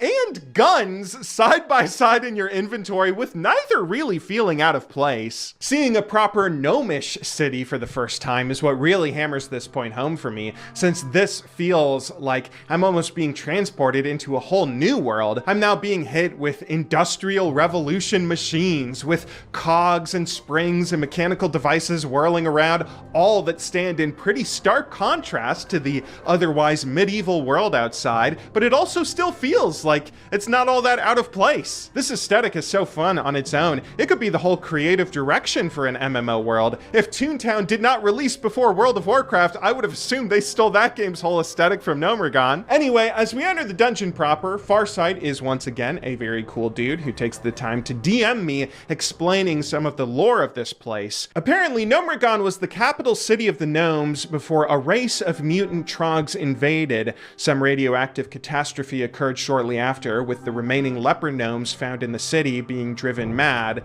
Now they think that all the unaffected gnomes and regular people like us who enter are the invading trogs and will come to attack. This explains why if you wait outside the entrance to the city, you can find the occasional fleeing gnomes still trying to escape. It also explains why one of the quest givers in Ironforge is the king of the gnomes, High Tinker Mechatork, who alluded to a Thermoplug character that apparently betrayed the city in the Trog attack in some sort of way. He is the primary foe that we have been sent in here to slay. Anyway, we get to work taking down a series of irradiated Trogs as my group leads me through the dungeon, which is a pretty massive place. This feels way bigger than the Dead Mines or the Stockades did. I didn't even know dungeons in this game could get so big. Our first boss is in an area up to the side, revealed to us when we defend an excavator who blows up a couple of tunnels, releasing waves of foes for us to slay. That boss goes down no problem though, letting us plunge deeper into the city, taking down more and more mobs, eventually coming to a little respite. Here we can take a breather to sell some stuff to vendors or use a series of machines that will clean grime-covered objects dropped by the mobs we've been facing, a fun little mechanic. After that, we run around searching some windowed corridors for an escort quest that is apparently somewhere nearby, although we just can't find it, so our group decides to press further down. It's then we come across some irradiated slime mobs who are for some sort of quest that I don't have, but this does well to further suggest some environmental storytelling about that radioactive catastrophe that clearly occurred when the city fell. A pretty cool two-handed staff drops from the boss in this room that might actually be an upgrade to my dual-wielded axes. I've been using those for a while, and this one even allows underwater breathing. I think about need rolling for it just for that, but I figure somebody else in the group probably needs it more than I do, so I just hit greed and let the item roll to a teammate. The next area of the dungeon sees fewer trogs and monsters, instead putting us up against some of those leprous gnomes, making me wonder about the story of this place and how exactly the Thermoplug guy betrayed the king. That's one of the things that makes me a little bit sad about this dungeon, at least compared to the other two I've already been through. Having the whole massive Defias Brotherhood quest chain that introduced me to the story of the Dead Mines and Stockades well before I entered either of them, that just lent so much weight to the story and the characters that I found in their depths, and it gave me time to appreciate and understand everything that was going on. Gnomeregan, by comparison, kind of just throws us into the dungeon right away. Maybe I would have gotten to experience some of the story if I played a dwarf or a gnome and spent my early levels in Dunmoreau, but I still wish I had something that let me appreciate its narrative a bit more, rather than instantly being given a quest by the King of the Gnomes to go solve everyone's problems right away. All continues going well for our team, as Farsight leads us through the next few caverns, making sure to explain some tips and tricks, like how we can avoid pulling a million mobs that might wipe our group by hugging this left wall. Later on, we enter another big cavern where we see biplanes littering the floor with nose art on them. Oh gosh, I forgot we used to paint scary faces on the noses of planes. We used to be a real country. After pressing further is when we come across the next boss, who drops a cool looking item, although one that doesn't have any agility or strength, so I figure I don't need it and hit greed once more. Then our group shows me a little skip that you can do to get to the lower levels, which I find very cool for some reason. It's neat having tech like this in each dungeon. It kind of reminds me of that safety barrel that you have in the Dead Mines. All across our journey, we keep doing our punch cards and collecting other items for quests, although I often see my group mates doing many quests that I don't have access to, which is where I realize I'm going to definitely have to run this dungeon again. The last super serious hurdle we face is when we run into some dark iron dwarves who my teammates warn me drop some scary bombs that we have to take care of, although my allies kill those so quickly I don't think I really see one of them become a threat. The dark iron faction is a pretty interesting one. I've seen them quite a bit here and there throughout Dunmoreau, and I'm a bit curious to learn more about them, hopefully later. But this is when we approach the final stretch of the dungeon, stopping by our last punch card spot and head to another optional boss. He's apparently up this elevator, which, oh my god, elevators in this game go so quickly. For a second, I thought I died or something, but it looks like I just clipped into the bottom of this. Eventually, I get reset when it heads back down, thankfully. I had no idea that elevators in this game are apparently kind of dangerous. That boss ends up going down no problem, though, so we head further toward the end. One dark iron dwarf drops a grime-encrusted ring along the way, which starts a quest that I can do if I go back to that degriming machine to clean it up. But of course, that'll have to be saved for our next run, as we are nearly finished. We come across a massive door that, once unlocked, reveals the final boss, Mechgineer Thermoplug, who was the guy that we were originally sent in here to slay. Right before we kick off our fight, one of the guys in our group then DMs me a super kind message saying that he started his character on this server because he saw my series on YouTube and hoped to run a dungeon with me, which was so sweet. But I can't get distracted with feelings because we have a job to do. Farsight explains to us that the faces on these pillars surrounding the boss will light up and send dangerous bombs our way in the middle of the fight if someone doesn't go up and hit these red buttons first. That is actually kind of cool, seeing unique mechanics involved with taking a boss down. I don't think I've really seen much of that in any of the other dungeons I've run. We go in and kick off the fight ready and focused, but it goes relatively smooth. Nobody ends up in danger of dying as Thermoplug is defeated, and we are rewarded with two cool looking drops. This two-handed axe in particular looks specifically good for me. I'm kind of hesitant to need roll on it still because I don't know if it actually is an upgrade to the DPS I'm getting from my dual wielded axes. But thankfully, Farsight is a bro one last time and tells me it's totally cool if I need roll for it because it is indeed a great axe for warriors. So I need and get the axe and feel incredibly excited to take this souvenir as we exit the dungeon and say goodbye to our group. Once again, big shout out to these guys. Thank you very much for carrying me through yet another dungeon. Honestly, getting this two-handed axe was such an exciting drop since I assume a two-hander like this is going to be very similar to the whirlwind axe in form and function. I probably need to practice using this weapon type anyway, getting a feel for what it's like to use a slow attacking two-hander compared to the dual wielding that I've grown accustomed to. So when I hearth out of the dungeon back to South Shore, I was pretty eager to test it out, heading off to kill some of the Naga for that guard's quest. I realize on trying to kill my very first Naga, though, that I have not trained two-handed axes at all, and in fact find myself struggling so much,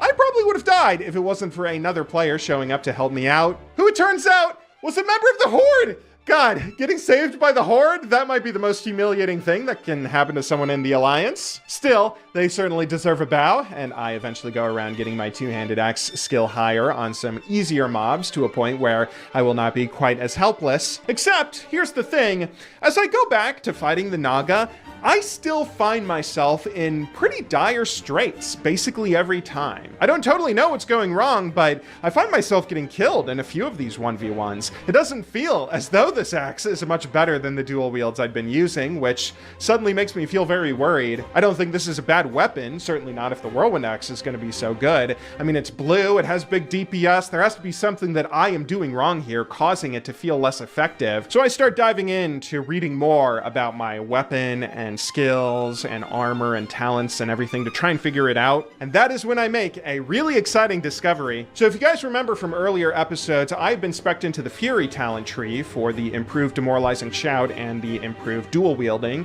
as well as the execute and whatnot that I've since been able to take. However, I've noticed that in the arms tree, there seems to be a specific talent that increases your damage dealt with two-handed melee weapons. Not only that, but there is also another talent that increases the crit chance with two-handed axes specifically. That starts to get my gears turning, which leads to another little discovery. The warrior class seems to have a bunch of skills that deal damage based on your weapon's damage. Skills like cleave, overpower, and slam, which means that using these skills should be more effective when using a higher damage weapon, regardless of how slowly it attacks. And that's when I put on my theory crafting hat and try to come up with a new strategy that I think is probably what I was supposed to be doing in the first place. Specifically, I need to respec myself into the arms tree so I can get the two-handed weapon and axe specializations. If I do that, I can also pick up a special skill called Sweeping Strikes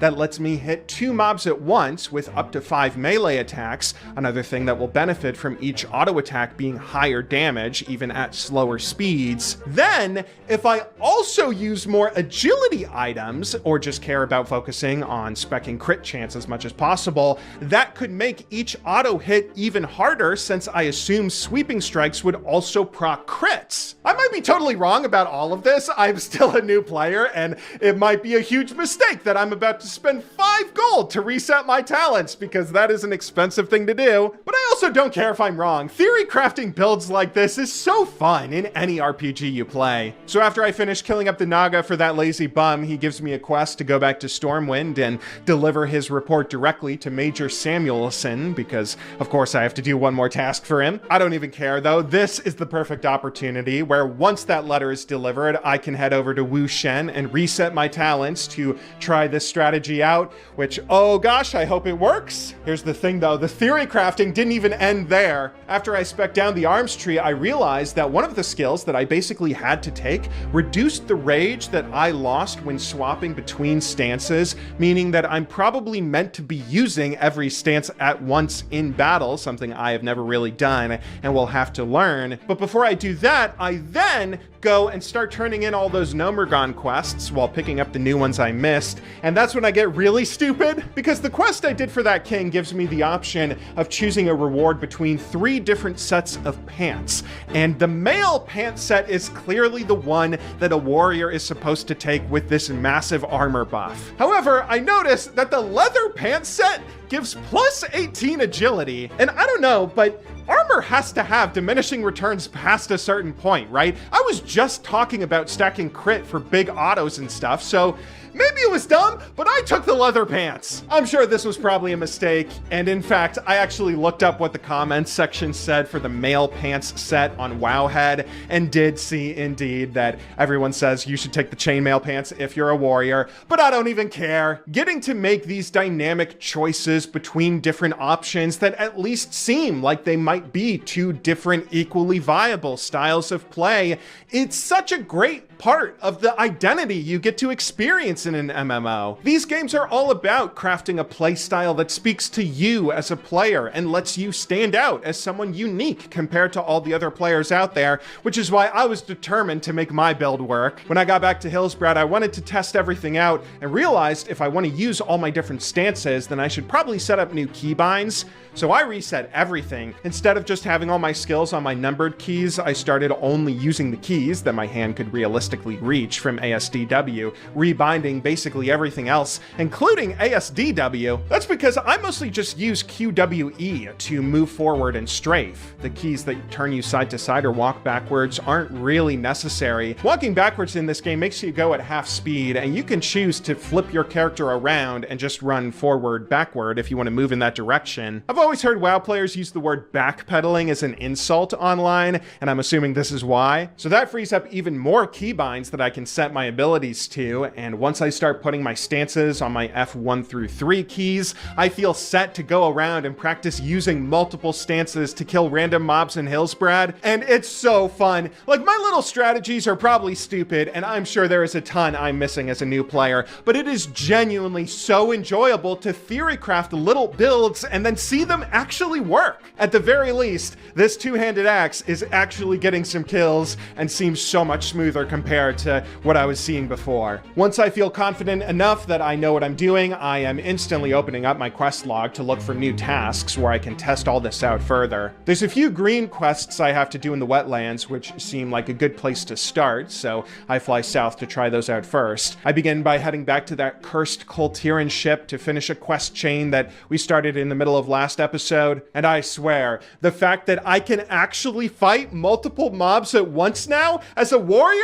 I mean, that feels like Warcraft 2. In other words, it's better than sex. I mess around more with swapping stances mid-combat where I can't quite tell if I'm doing more or less damage. This might be one of those circumstances where it would be really nice if I could use an add-on like Details. I'm kind of regretting making this playthrough no add-ons whatsoever. But regardless, it still feels really fun having access to certain skills that were otherwise gated behind stances, as many warrior skills can only be used when you're in a particular stance. I go off and kill some more orcs for another quest, continuing my practice with this setup, which I only mentioned because I got one super sweet kill where an orc snared me and tried to run away, but I managed to snipe him with my crossbow. My new setup still requires quite a bit of real testing though, so I decided that maybe one of the best things I could do was a second run of Gnomergon. I needed to get that grime-encrusted ring cleaned anyway, as well as all those other quests that I had just picked up, some of which I still don't finish on a second run because there are so many quests in this dungeon with multiple stages. But this run goes just as smooth as the one before. Nobody dies, I get more tasks done, and even win a lucky drop, some agility boosting shoulders that I might use, although they're tradable. I should probably see what they sell for first. By the end of this, I was feeling on top of the world though. My strategy seemed to be working, I'm gaining more levels, and even managed to tank that second run of Gnomergon fairly well. I was riding so high, in fact, that I couldn't possibly imagine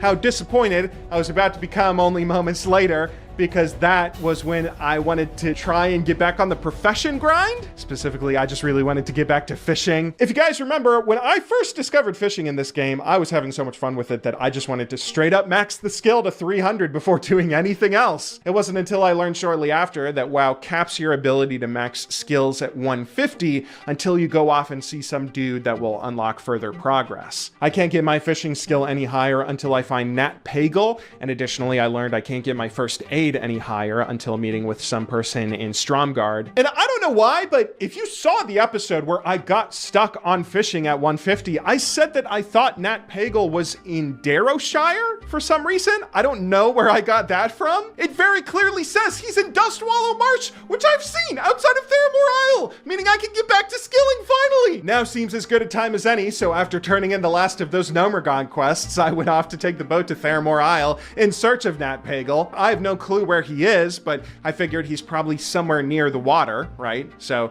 I just hop into the ocean and start swimming in one direction, only to see that, okay, the mobs around here are a pretty high level. God, I really want to find him though. I'd hate to give up now that I actually know what zone he's in, what zone will let me get back to fishing. But sadly, my low level gives a really big aggro range on these mobs, and after getting swamped by a huge lobster and Loch Ness monster, I die and realize that it's not gonna happen. I run back to my corpse and revive, trying to survey the landscape to see if I can see him anywhere, but it looks like this is a huge area and I'm not gonna be able to find him, so I decide to just hearth out of here, trying to not feel too disappointed. This is now the second time in this episode where I've been so excited to see new content in an area only to get stonewalled, but it's all right. There's still plenty more for me to do. In fact, I still have plenty of quests to do in Hillsbrad and the surrounding regions that are definitely appropriate for my level, so I head back up to questing there. As I continue, I'm happy to see that my strategy is still working, as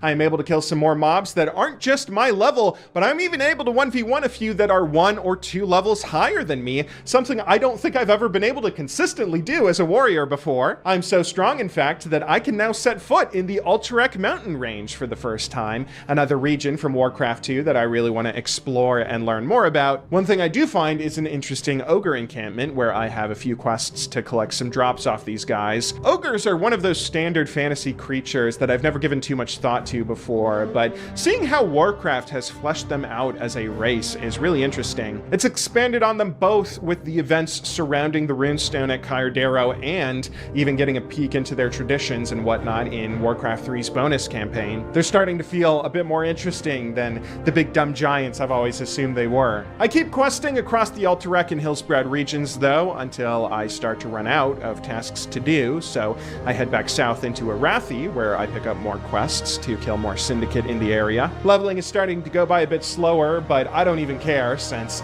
these zones are so beautiful. I would love to be stuck leveling in them for ages and ages. I group up with a couple of players for one of our quests, which involves killing mobs for drops in Stromgarde, another exciting lore place from Warcraft 2. Except once again, this place proves to be pretty tough. The very first group of mobs we try to fight nearly wipe our entire party because there are a million invisible syndicates here who are all much higher level than we are, and they're also elites. We try to go through this area a few more times just a bit slower, which yields some progress and allows us to explore the ruins, but once again we just get stonewalled by the higher levels that we can't seem to take down, leading to our group disbanding. Even so, I still get a little something out of this disappointment. After our group left for the night, I noticed a friendly part of the city's ruins, which still has some Alliance soldiers, and that is when I remembered this is the place where the first aid trainer guy is, where I learn I can buy some later game recipes that allow me to train my first aid skill beyond 150. It feels nice that even when I fail, I still get to make a little bit of progress on my account sometimes, and by now, I've made quite a bit of progress. Since the start of this episode, I've grabbed 3 levels, a new weapon, all new talents, and pieces of gear, meaning that I might be ready to take on Stranglethorn once more. So before long, I'm heading back down to Duskwood to run off south again, since I never even made it far enough into the jungle to find a flight path. That's a good goal, actually. Regardless of how far I can go on any quest, whether I can find those Bloodscalp guys or not, I should, at the very least, be able to explore enough that I can find a damn flight path. First, though, I head toward the Curzon compound to see if I am high enough level to do some of those quests that I failed before. On the way, I try to prep myself by fighting a few jungle tigers, hitting all my new keybinds, making sure that I still understand this new setup, which evidently I do not. That's because I fat finger retaliation right as I reach the edge of the compound, already handicapping myself by losing one of my most important get out of jail free cards. But you know what? It doesn't even matter. I don't know if the couple levels I got since I was last here is the difference, or if my new build really is the most genius thing in the world, but now I can fight multiple Curzon fighters and medicine men no problem. Not only do I manage to knock out both quests, I even start getting these cool written pages as a drop, probably for some other quest, which makes me very excited. This is all just more lore I get to read, and apparently there's a lot of it since this is page 11. Gosh, how many do I have to collect? After returning to the rebel camp, the sergeant gives me more sets of mobs to go take down, and another soldier gives me a quest to try to figure out why Colonel Curzon went mad, asking that I go off and find some hidden tablets in the troll ruins of Stranglethorn, bringing back transcriptions of them. First and foremost, I go off to try and take out the Curzon mobs, which goes by no problem at all. I don't know if I can accurately express how exciting this is. I'm actually seeing all the hard work I put into questing and theory crafting my build work out in real time, overcoming a challenge that genuinely felt all but hopeless to me at the start of this episode. After finishing yet another quest that I turn back into the sergeant, I'm riding high enough that I'm feeling invincible, so I figure now is a point where I should probably go and try and explore the jungle a bit more. Surely I've made enough progress to go find a flight path, so I start heading down the road south. I kill some more tiger mobs on my way that go down no problem. I make more discoveries, succeeding in locking more and more areas of the map, killing even higher level gorillas and tigers that come my way. Even though I'm only level 35, I am able to take these guys down with ease. So much ease, in fact, that at one point, I try and kill a level 37 mob while simultaneously continuing to head down the road in some sort of weird time efficiency idea I got in my head. But that's when I accidentally aggro a level 38, and I am forced to 2v1 both of them for the fight of my life.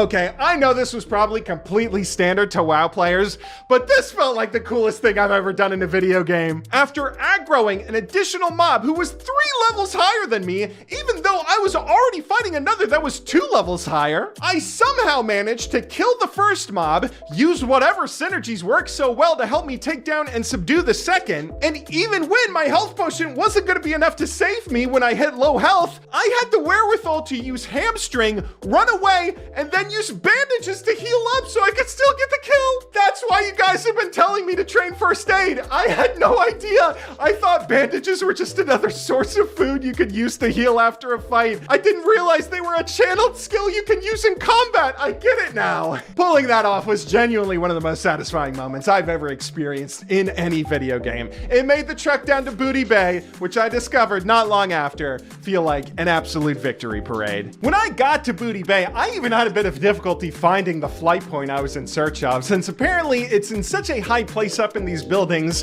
and I'm not sure if there's a clear pathway to it. I had to jump across all these rooftops and verandas, but I kept falling off them because my hands were shaking from the adrenaline of that fight. I finally reached the Griffin though, which felt like a wonderful triumph, something almost worthy of ending this video on, except we still have one goal left. If you've been watching this series from the start, you know that one goal I have for every episode is to find a story that I genuinely care about in Azeroth, and I found a particularly great one for this episode, thanks to you guys. See, one of the nice things about how much I've grown as a player is that this feeling of confidence in my abilities has given me much more confidence to explore every corner of each zone. And in one of my recent episodes, back when I first left the wetlands and crossed Thandal Span into the Arathi Highlands, a few viewers left comments telling me that I should check out if there's anything underneath that bridge. So back earlier, right before dinging 35, I was exploring Arathi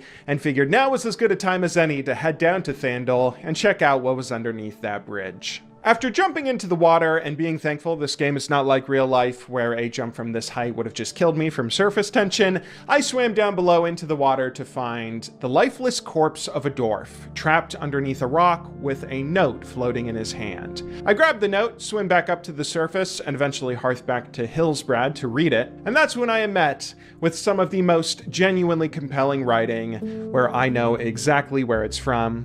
My dear Sarah, the indications are very strong that we shall move to take watch over the Thandal Span in a few days. Lest I shall not be able to write you again, I feel impelled to write a few lines that may fall under your eye when I shall be no more. Our assignment may be one of severe conflict and death to me. If it is necessary that I should fall on the battlefield for the Alliance, I am ready. I know how strongly the kingdoms of Ironforge lean on the triumph of the Alliance, and I am willing, perfectly willing, to lay down all my joys in this life to help maintain this alliance. Sarah, my love for you is deathless. The memories of all the blissful moments I have spent with you come creeping over me, and I am most deeply grateful to the light and you that I have enjoyed them so long, and how hard it is for me to give them up and burn to ashes the hopes of future years when we might still have lived and loved together and seen our sons grow up to honorable dwarfhood around us. If I do not return home, my dear Sarah, never forget how much I love you, and when my last breath escapes me on the battlefield, I shall whisper your name. Forgive my many faults and the many pains I have caused you, how thoughtless, how foolish I have oftentimes been. I must watch you from the twisting nether and hover near you while you buffet the storms with your precious little freight and wait with sad patience till we meet to part no more. But oh, Sarah, if the dead can come back to Azeroth and flit unseen around those they love, I shall always be near you in the gladdest day and in the darkest night, amidst your happiest scenes and gloomiest hours, always, always. And if there be a soft breeze on your cheeks, it shall be my breath. As the cool air fans your throbbing temple, it shall be my spirit passing by. Sarah, do not mourn me dead. Think I am gone and wait for thee, for we shall meet again. Sully. Now, because I am a big history nerd, I immediately recognized this from Ken Burns' great Civil War documentary. This isn't something Blizzard came up with. This was an actual letter written by a Union soldier, Sullivan Ballou, to his wife Sarah early on in the Civil War, right before he was sent off and killed in the First Battle of Bull Run. The story is one of the most beautiful and famously heartbreaking across history, and Classic WoW doesn't just pull it out as a reference. Blizzard actually expanded on it in a really unusual way. See, the real letter is almost word for word what you read here, but the parts about the Alliance or other references to Azeroth are obviously different. The original Sullivan Ballou instead volunteered for the Union Army in the first year of the Civil War, primarily because he believed it necessary that volunteers like him stepped forward if the country was to be kept intact. Quote, "I know how strongly American civilization now leans upon the triumph of the government, and how great a debt we owe to those who went before us through the blood and suffering of the revolution. And I am willing, perfectly willing, to lay down all my joys in this life to help maintain this government and to pay that debt." But Classic WoW takes that story and chooses to spin it in a really interesting direction. In-game, we still get to read all of the same love that Sully has for his wife and the steadfast loyalty he had for the Alliance, of course.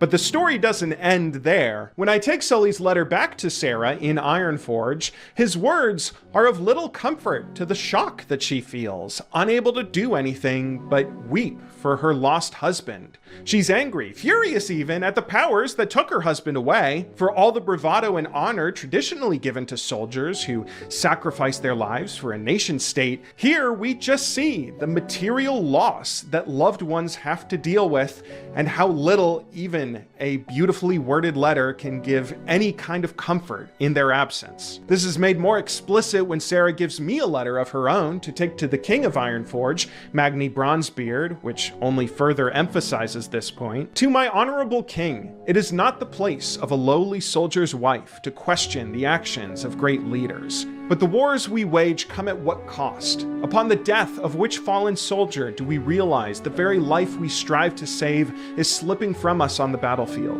Under how many swords and axes must we throw our future? Under how many feet of sodden soil must we bury our past? It is not the place of a lowly soldier's wife to ask such questions, yet I write this to you as the lonely soldier's widow, and the dead cannot ask these questions for themselves." Upon taking this letter to Magni, he writes an order to commission a memorial built in Sully Ballou's name, which I take to the stonemason, who asks I grab some requisite material that I go off and collect in no time at all. And as I collect the stone, I can only think about how hollow this feels. A memorial, as touching as it may be, isn't enough to bring Sully back. It's not enough to save Sarah from her grief. No number of decorations or medals or celebrations for the fallen will replace the life that's been lost. And as I return to then see the memorial built, I can only think of how small and insignificant it looks in comparison to that loss of life. The quest ends with a hollow thud as I return to the king with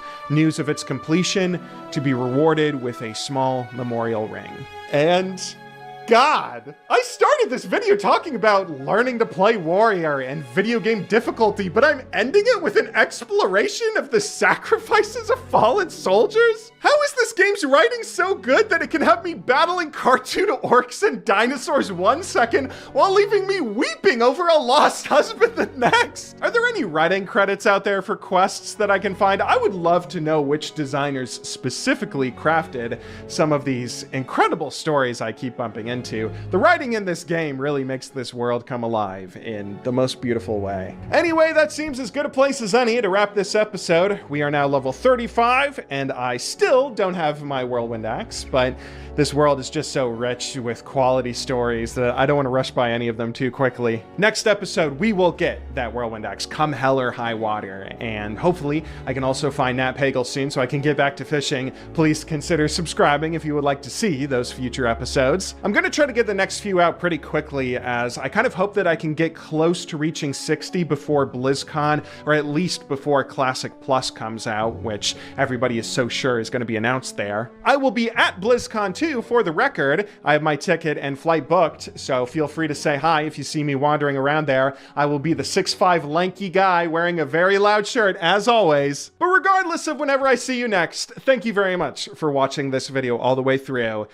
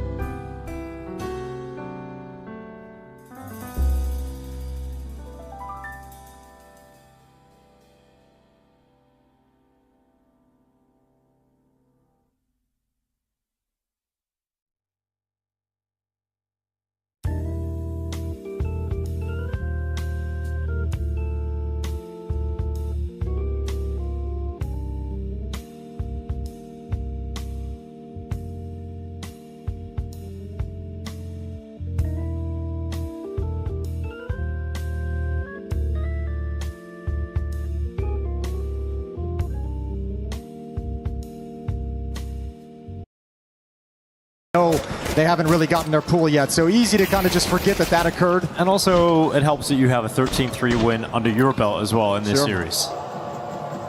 Second round bye for Furia and for G2. MP9's picked up 5-7s. A little bit of utility on this CT side. Going to deploy these smokes. Aggression in towards tunnels. Yuri senses it and backs out into safety.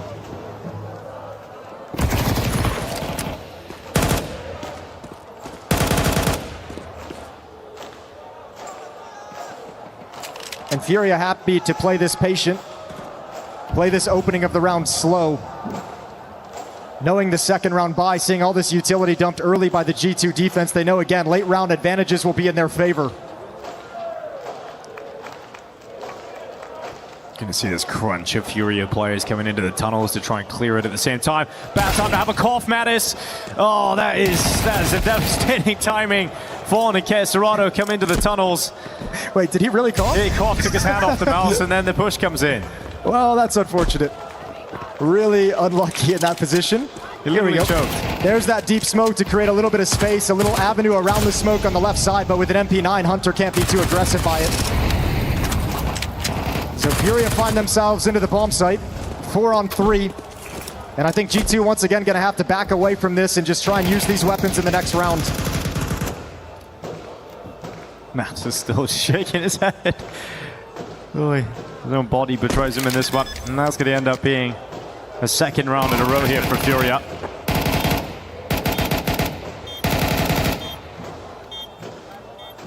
Good look so far. Outside of the one map, we know Furia really doesn't touch a whole lot. Been playing well. It's got to be, you know, this is a nice performance to have if you're Furia, if you make it into the semifinal at this stage of the season. They have like an oddly tricky season coming up in my mind, I think, because of the impending retirement of Fallen and how the team is going to change after that. Are you just replacing Fallen? Are more people going to be taken off? It seems like down the stretch, Furia has a lot of things on their mind with the impending roster changes coming. So I think a nice deep run early on in this second season can do a lot to kind of shore you up with some of the difficulties and distractions that will be here when the second major of the year rolls around.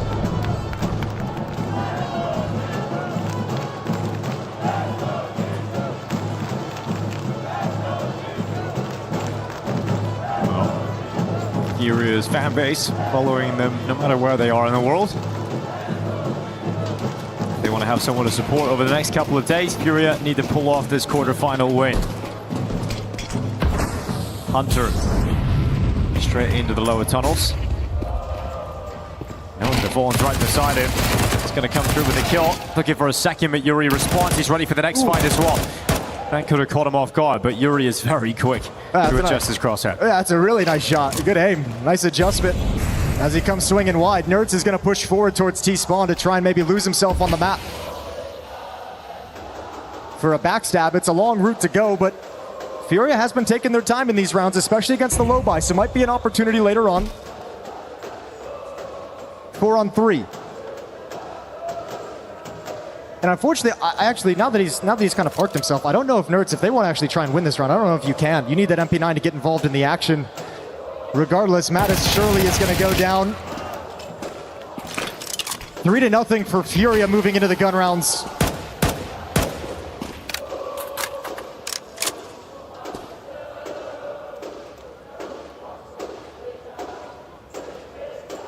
Look at how, I mean, just not trying to take anything for granted, right? Like knowing they have a 4-on-2, knowing it's against a weaker buy, they could be like escalating, they could be picking up the pace, they could just be kind of running around, and they're saying we're not going to let anything, we're not going to give any percentage chance to something stupid happening that ruins this. Bomb planted, Nerds will back away with his armor.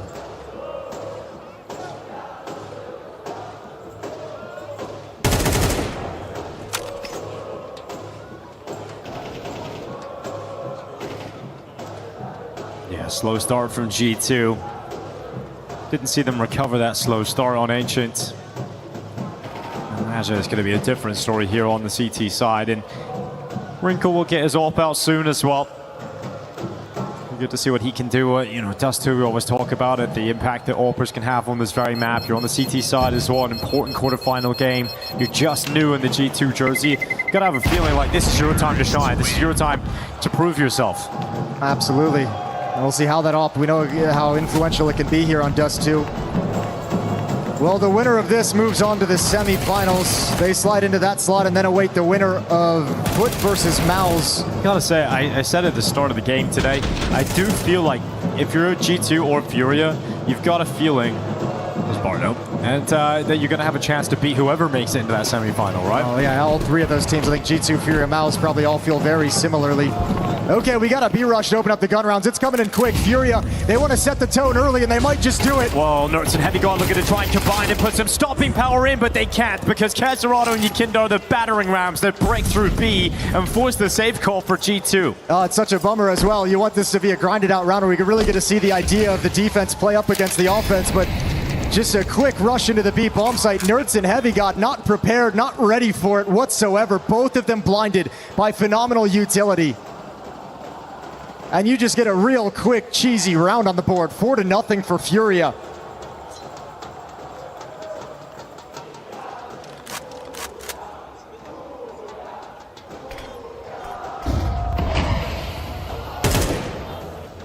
It was such a terrible feeling when you've waited so long to get your first buy round and you lose that quickly. You know, you get that bursting play that comes out of the tunnels and you know you have no other option. You have to sit and commit to the 45-second save. You know, it's a terrible situation to find yourselves in. You know, I'm really kind of surprised. I know the win was super clean and it's still early on in the half. I am a little bit surprised Fury wasn't more aggressive on the hunt to take some of those weapons away, right? Like, you have all 5 players alive. They're the full bomb timer. You know they're saving right out of the gate. Sure, they're going to be entrenched out towards long, which can be difficult, but you send some numbers at that with utility and take those guns away. But Fury clearly not wanting to risk their own economy, so letting G2 stew in it. 0-4 as the first timeout comes in from Saw. And the only thing on his mind right now is, let's not allow this to look like Ancient. Let's not allow this to slip away to the point where my boys can't get back into it while they're mentally checked out. So trying to put a stop to the bleeding early as they replenish 2 rifles and come back into the fight.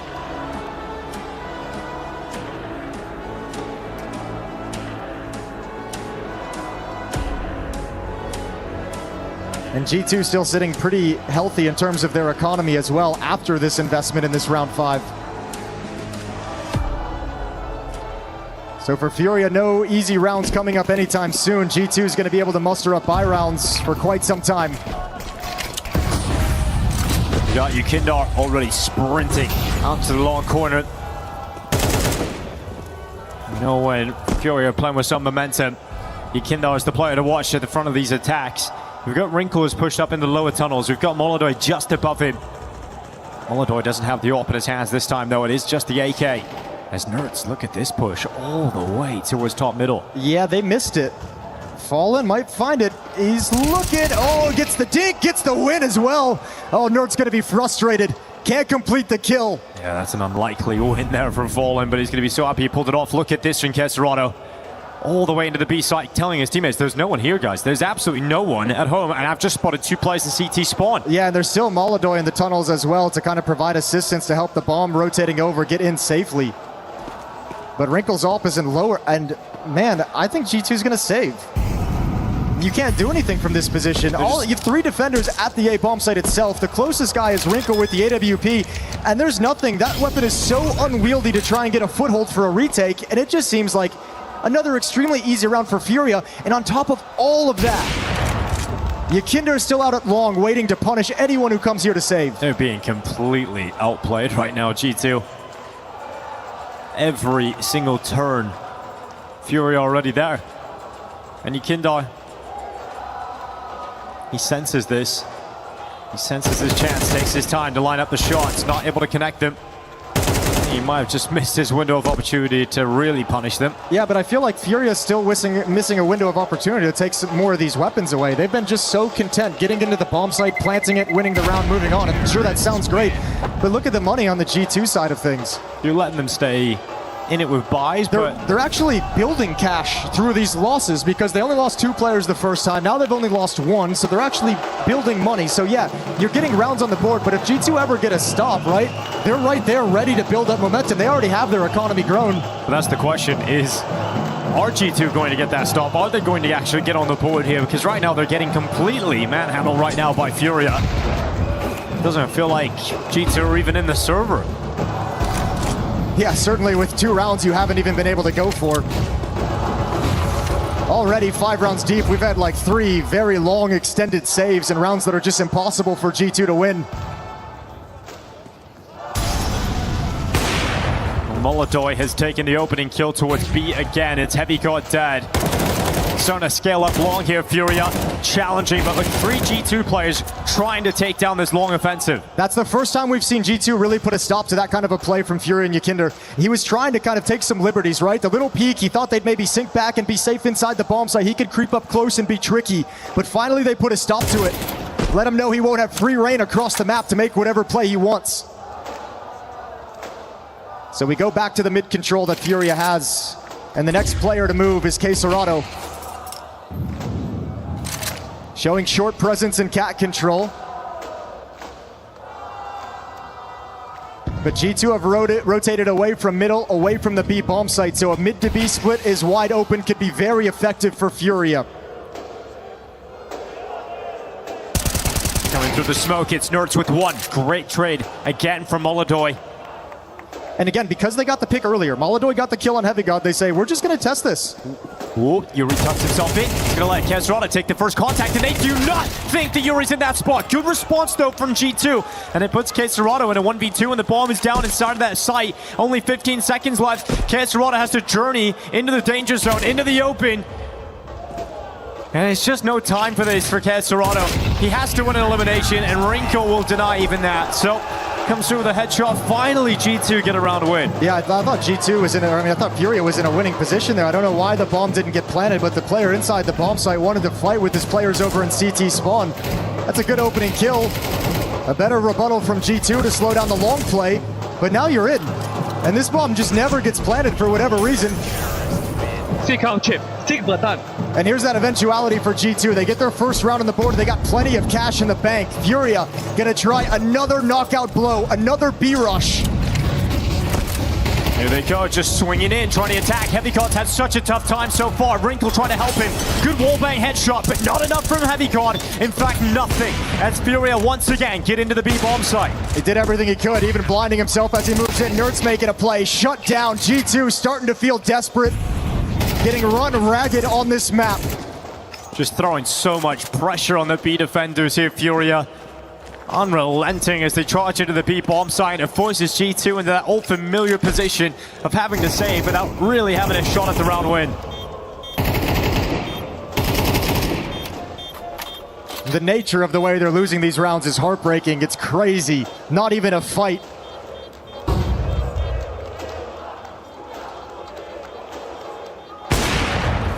Wrinkle grabs one on the exit.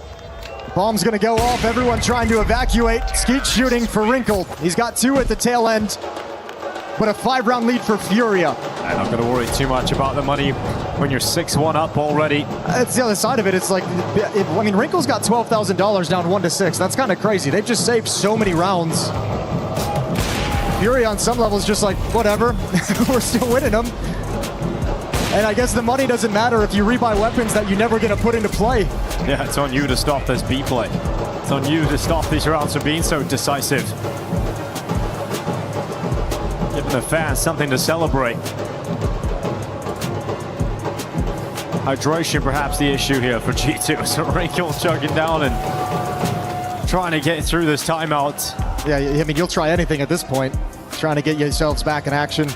I mean, Heavy God has got to feel some of the pressure on his shoulders, but it's a player that can turn things around. We've seen it before. I think the problem right now is just that, I mean, again, you talk about the pre-mentioning the individuals. That's what this series is going to be all about, is whose individuals play better. Well, here, starting in the third map, the first 7 rounds of play, 0 kills on Heavy God and Mattis, 1 on Nerds, 3 on Hunter. Wrinkle's the only one putting some volume into it. It's 9 kills for the Alper, but not the kind of impact to win you enough rounds to be happy with this. And now Furia changing things up again. Not a rush, but a death ball towards short. They'll play the trade game, and it's Wrinkle at the point of attack. At the ready, scope in. And the peek from Yekindar is up first. He's actually going to stick around, feeling desperate, feeling like he has to be the player to deliver some heavy impact here for G2. He gets away with it, he's able to drop down, and now the softening of their opponents with the utility. But Yuri and Kesserado stick to the plan. They stick to the round win, but Wrinkle finally traded out, and it's going to be Molodoi left alone. A 1v2. This is his territory, though. He's comfortable in the clutch. He knows he can back his aim. He knows he can back his skill set to win these situations. If G2 concede this, the pressure will continue to pile on. I think he needs to be a little bit more aggressive. I think he needs to clean one out before he can sit back. And he's going to start moving forward. He is looking for that play. Molodoi has a good read for this. Flash as he goes back into the site. A disappearing act from the magnificent Molodoi. But again, it is looking to be magic from his sniper. Just can't get it. Heavy God, what a time to show up with your first kill of the map. Denying Molodoi a clutch and keeping G2's hopes alive in this first half. Man, Molodoi set that up 3 steps in advance with those smokes inside the bomb site, knowing eventually he'd likely want to play around it. Really cool look for him. But even better patience from Heavy God as he gets deep enough around the smoke to where Molodoi will never find him. And the fade just reveals too much of the map, too much field of view for Molodoi to handle. Well, 2 rounds punctuated for G2. Haven't been able to string them together.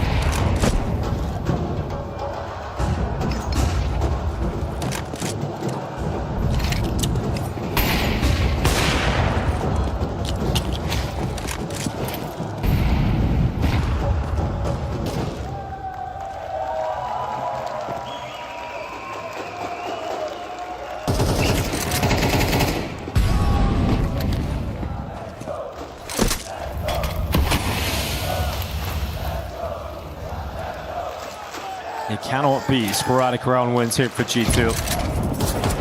Have to try and piece it together back to back here.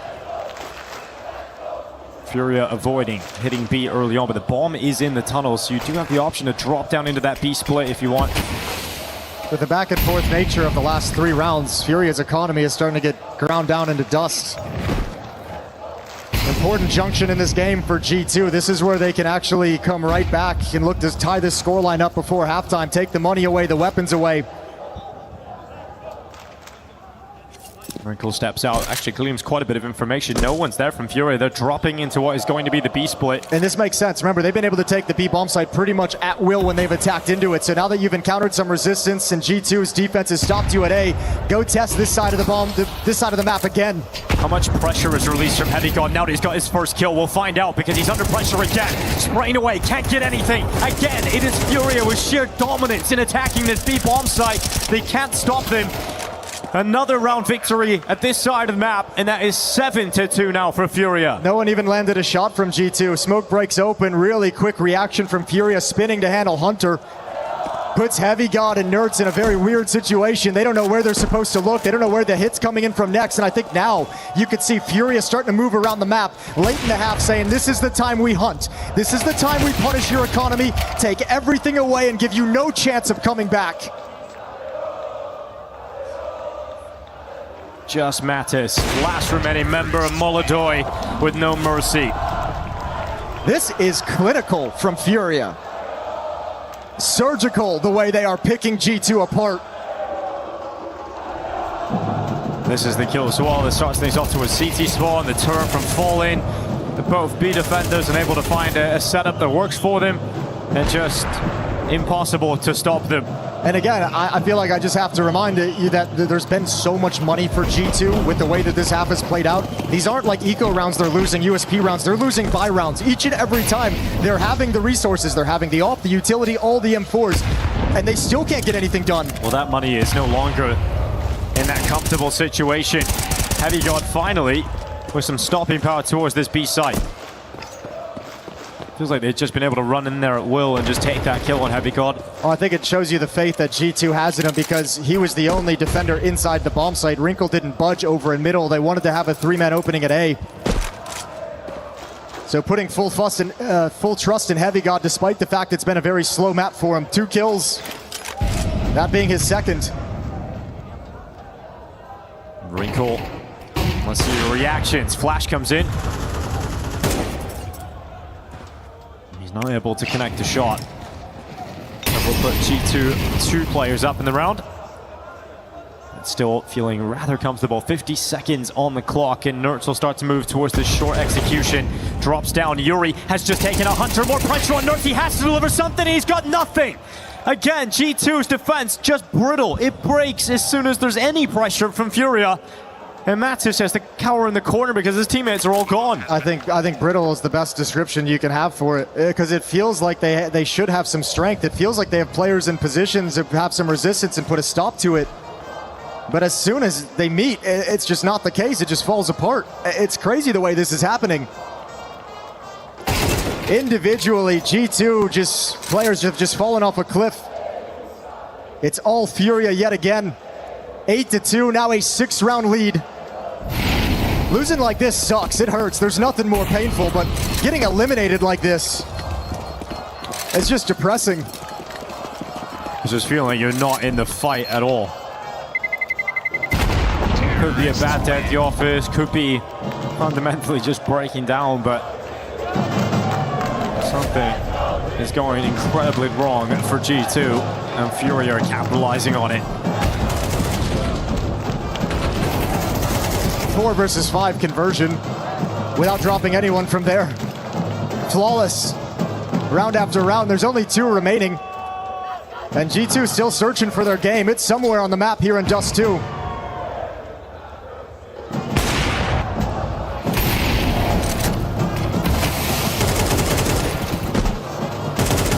Funny, coming into EWC, Furia most recent major runners-up in Cologne, and no one's really talking about Furia as one of the top dogs of this event. I think a lot of that is the fact that their bracket in the playoffs at the Cologne Major was the easier side. You could say it's the same here, but they are wanting to get to that final, get through a more difficult opponent in G2. But if you do it in this fashion, you have to just beat the teams in front of you, and you're dismantling them. Well, over towards middle. Wrinkle's going to come in late. They have the angle. Swings wide. Yakindo takes one down. The A defender's occupied for the moment. Clear line of sight. He wants to fight.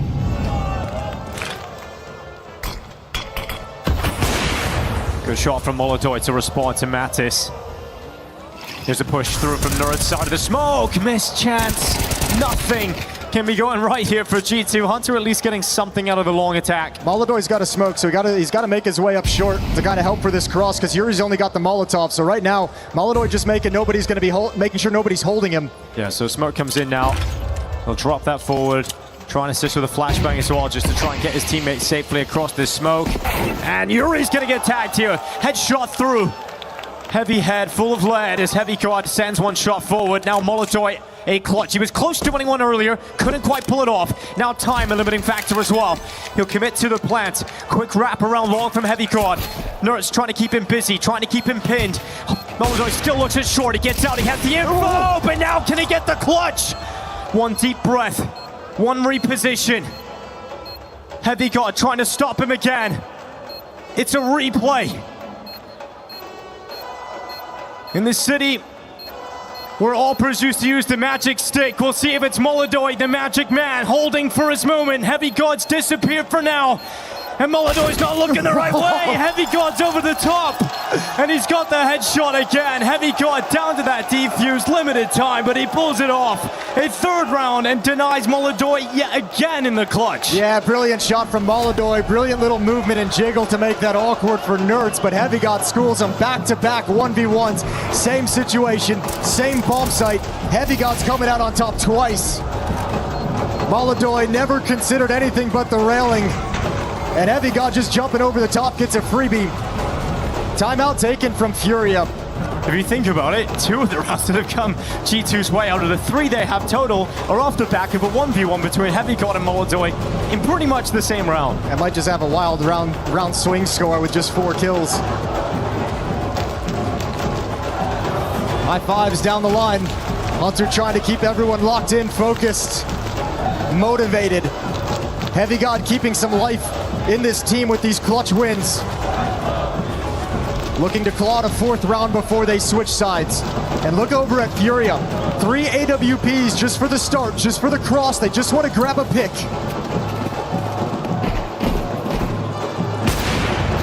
And Yuri's got that pick. I mean, you have to get one. If you have that many ops, you've got to hit one of them. Advantage Furia. In search of 9 T-round wins on Dust 2. And that'll spread the defense out, so not a bad idea if you're Furia off that kill. Apply some pressure to the A bomb site. You know the defense is already going to be weakened. If you apply pressure early, make this defense start to panic and move with the man disadvantage, you'll open up some opportunities late. They group for the long hit this time. It is quiet because Yukindar's walking out and not being detected. And here's an entire half of getting abused over at that B bomb site if you're G2, as you've slid 3 players over for the defense. Now, at least you're pushing to get the information, but it's going to be way too late. It's painful to watch knowing how hard G2 have been outplayed. Yukindar just walks forward, Wrinkle taken down with ease, completely confused as to why he's being shot away from long, and that's the site completely under wraps. Last round of the half, G2 can't save this one. They have to give it a go, but it's so unlikely. Look how far away they are. Heavy God is in T-spawn. Yeah, this ain't gonna happen, obviously. 9-3, the exclamation point on a dominant half. Furia really have encountered no issues, walking into bomb sites time and time again without any problems, without any fight back from G2. Heavy God, 1 versus 5, steps up and dies to Yukindar's hand. 5 players stay alive in the final round of the first half, and we've got Furia leading the way, 9-3. Every single map has ended 13-3 so far. Is this going to be the same? It feels like it. Let's check out that pistol round. This performance out of Fury's got the Furia fans on their feet, jumping up and down, cheering jubilation in the crowd as they look to reach the semifinals. G2's got to be shocked and stunned. Very short amount of time in this halftime break to try and get it back, to try and infuse any belief down the line across the team. You could see the shake in your head if you're Mattis. They can tell it's not their day. A comeback required out of Hunter and G2. 6 rounds back as we start this second half. Furia is 4 rounds away from the semifinals at the Esports World Cup.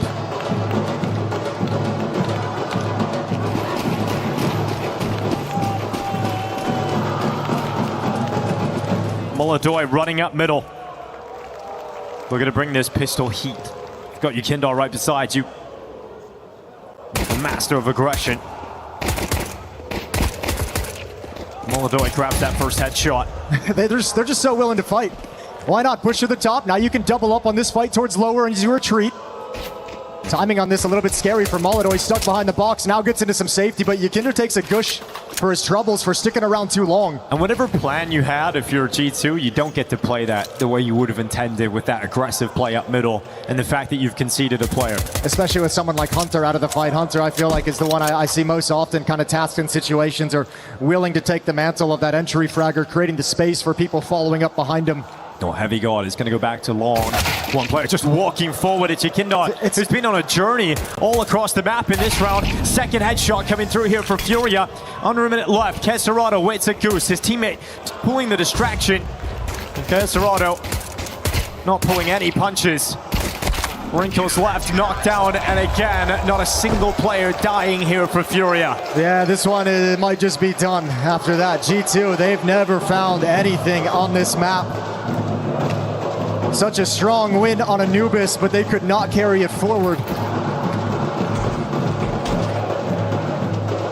I mean, it just all goes wrong. As soon as Heavy God kind of pre-aims to turn the corner in towards the double doors, in towards Cave, is when Yukinder moves out. So just the timing, just the Counter-Strike gods even against G2 today. Well, quick pop of the G2 players to try and come out of long.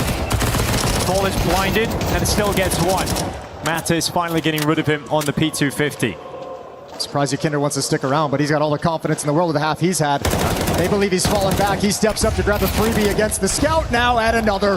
He knows what the fights are, Jason. He wants every single one of them down the stretch. I think he can feel it too. If he just keeps up like this, if he just keeps his foot on their necks, there's no way G2 can actually stand up in this map.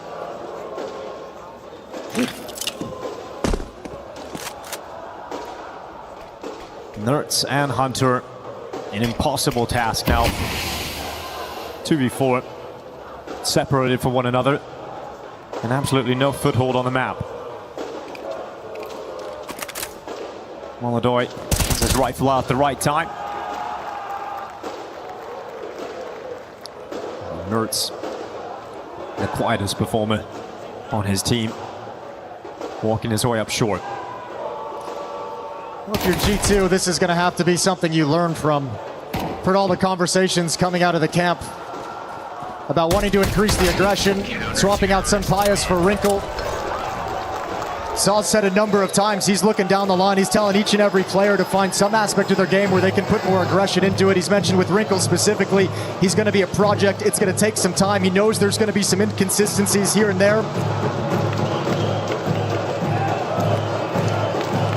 But G2 looking to improve off the back of losses like this that they can learn from. They can pick it apart and see exactly what they've done wrong. I think for G2, it's always a similar story. Their ceiling is really high and they can have some incredible games at these events, but there's a certain point where they do hit their limit and they do just get blown out. Well, that was Cologne. That was the Cologne major, as Saad said. And that was the entire point for that kind of change of the roster, saying we kind of discovered what our ceiling was. We had the conversation, can this lineup get better? Conclusion was no. So bring in Wrinkle, take a swing, see if you can develop him into something that increases the ceiling of this squad. Not seeing it here today, unfortunately. Time will tell as Saw gets more time. And Furia are going to have more time in this competition. Going to be favorites to make it to the grand final. This round could slip away. Furia's got to be a little bit careful. Look at the HP. Everyone's a bit busted up. Well, true. It can unravel. But there's a flank coming in. Maybe Kindar can be the insurance policy for the round win because they have to come back and get that bomb that's currently just outside of the longhouse. Now, Kesserado has been picked apart. Frustrated about it, but Molodoi's got a free kill. He's going to hold the trigger, then he takes it as that flank comes in from Yekindar. Series points here for Furia. Looking at the semi-finals to be the first semi-finalist here at the Counter-Strike Esports World Cup. And just by the nature of the scoreline, there's been no real significant buy from G2 in terms of their AK-47s. The second half has been Tech 9 scouts. They'll get the strongest investment they've had, or they'll get with these Galils here in round 16. And everybody in the arena with the Brazilian flag is just waiting for the moment they can finally celebrate. Furia moving into the semis. Opening kill for Molodoi onto Wrinkle. That is likely Wrinkle's campaign at the Esports World Cup over. He'll sit and watch the remaining 4 screens around him. They try to scramble together to prolong play for at least one more round, but Molodoi doesn't take the shot. He'll fall away up through short, and Hunter's actually going to chase him. Chase him to his death, though. Yeah, he's happy about that one. He'll take it. Hunter streaming around the corner, nobody there to follow him up with G2, all out of sorts. Impressive win for Furia. I mentioned this was so cool to watch tactically on this third map, especially here on Dust 2. Furia just picked G2 apart. Probably the best I've seen Furia play in quite some time. Oh, and it's really exciting to see Molodoi in this form because at the start of the year, we see Molodoi drop off. He wasn't able to continue his 2025 form into 2026, but a major final at the end of the first season and now starting strong here. Furia mere seconds away from the semi-finals at the Esports World Cup if they can hold on to this B site, and they're not holding on because Nerds and Heavy God have shown up with a little bit of life. Yeah, there we go. Good shooting from Heavy God with that Deagle jumping up on the box. 3-on-3 retake. Furia's coming for this all day long. Kesserado inside the smoke. Flashes over, pushing in, completely blinded, but not capitalizing on their chance. Molodoi's had a couple of 1v2 opportunities. Heavy God has stopped him in every single one of them. Well, let's see if he can close it out. It would all be worth it if he wins this one. Gives it a go. But so unlikely as time ticks. So low on that bomb, and he now realizes it is not going to be around. He can win. Time is gone. It's a quick shot, and he will flee. I can't believe he even hit that shot. But yeah, in the losing effort, never steps in, preserving the AWP. So 4th round for G2. They extend play just a little bit longer. 8 rounds away from overtime. But at least they've got that first, and that's what Hunter's going to tell the boys coming into freeze time as he calls the next round. That's a great shot from Heavy God. Difficult one, but managed to get his crosshair and his feet planted.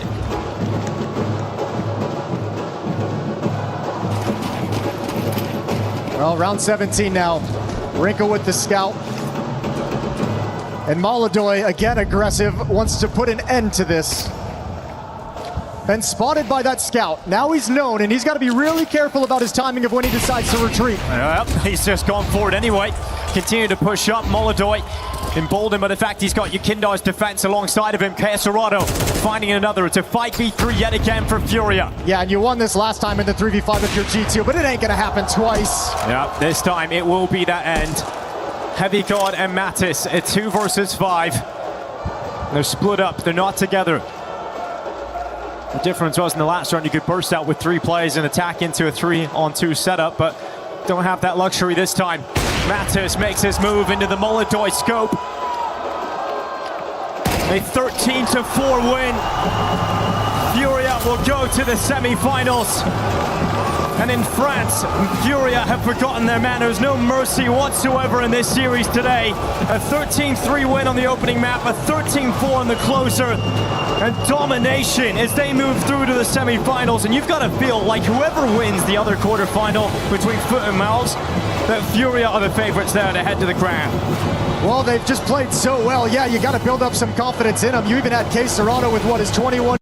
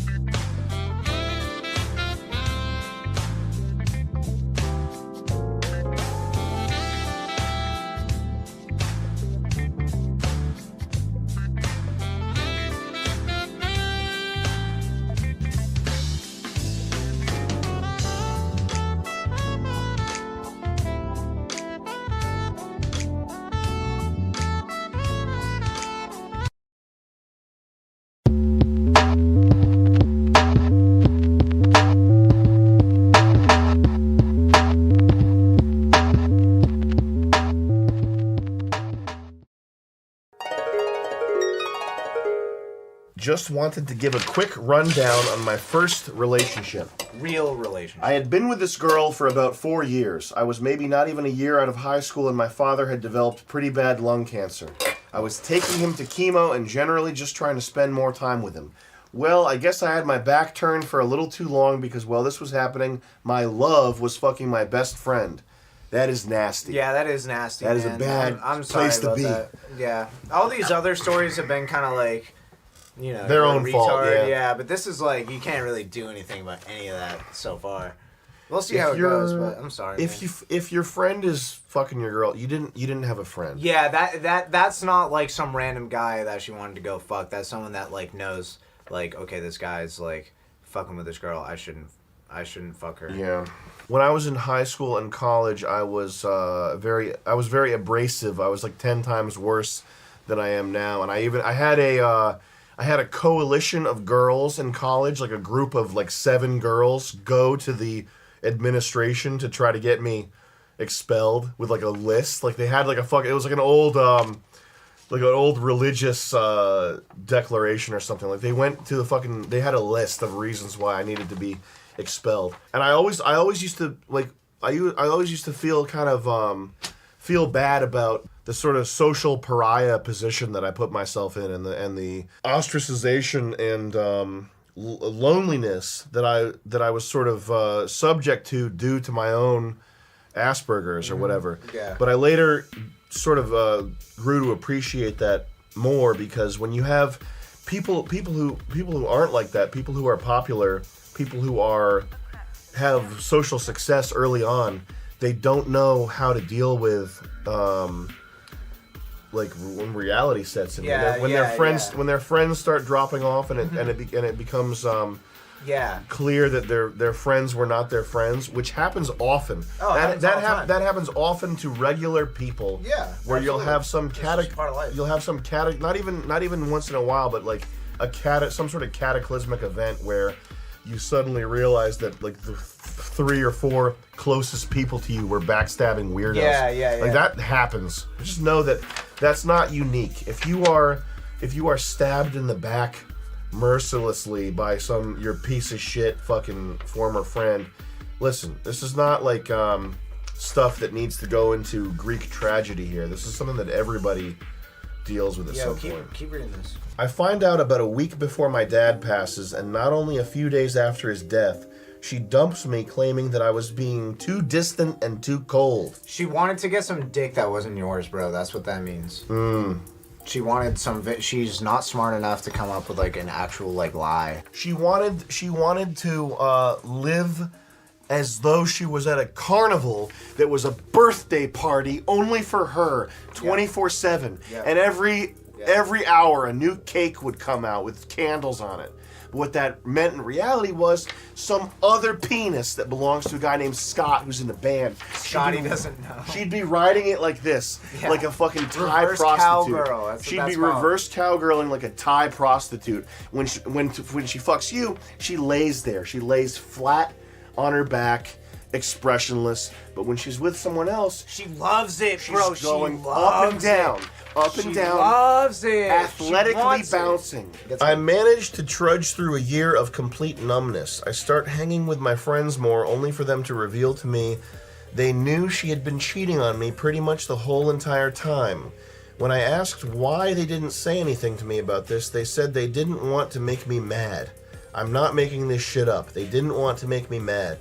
They would rather see me blissfully unaware of my surroundings. I was so pissed I just got numb again for a really long time. But this was just life trying to wake me up and teach me how cruel it can be. Now my heart is only open to the ones that deserve it. I'm extremely grateful this happened so early in my life. That is good. Yeah, this kid's a real one. You're a real when one. Shit happens when shit happens when you're young, that's the time for it to happen. Yeah. I feel way stronger and cautious now. Thanks for reading. Keep pumping out that sweet, sweet content. Everything you came out with recently has been interstellar. It hasn't been that good. You're sucking up right now. You're an ace. Well, thank you very much. If you already follow me, we'll be friends. Hit me up. Yeah. Because you seem like you're not retarded, and you're cool. After many drinks at this bar, you never go to a bar Bars are the worst. What the fuck is wrong with people? So you don't ever go to a need. You don't bar. ever need to examine that firsthand. Joey, we get me. Want a to hear some soda? shitty like reggae cover? Just carry that with you. Go to a bar. Get this. He's just getting audio. Joey, can I have a soda? Yeah. I asked Joey if there was water in the fridge, and he said there's Sprite. Yeah. It's like water. It is like that. It's not even funny. I don't think Joey is joking. Barflies are the worst type of person, though. I cannot respect barflies no matter how hard I've tried. After many drinks at this bar in Providence, I went back with Dina to her place. They're always named something like Parentheses back pages, and I feel like when I've been combing through my friend Jerry, when he's been combing through back pages, there's a page that keeps coming up in Providence that's like Dina, and it's like some chick, and it's like I'll blow you quickie blowjob $40, but it's like been there for years. Like this guy Jerry that I know, he's been going on back pages consistently for years, and he's seen this person, Dina from Providence. Anyway, she lived in this shitty basement apartment that was, I just window shop, and I would never do that. Jerry's doing it. Risking is so pornographic. What if he risked it all? Risking is so pornographic. Yo, I've risked it all. I've definitely risked it all. I've risked it all and faced the consequences more than once. I knew she lived, I think this is the girl from the thing. She lived in this shitty basement apartment that was very dark. That sounds like the pictures I've seen.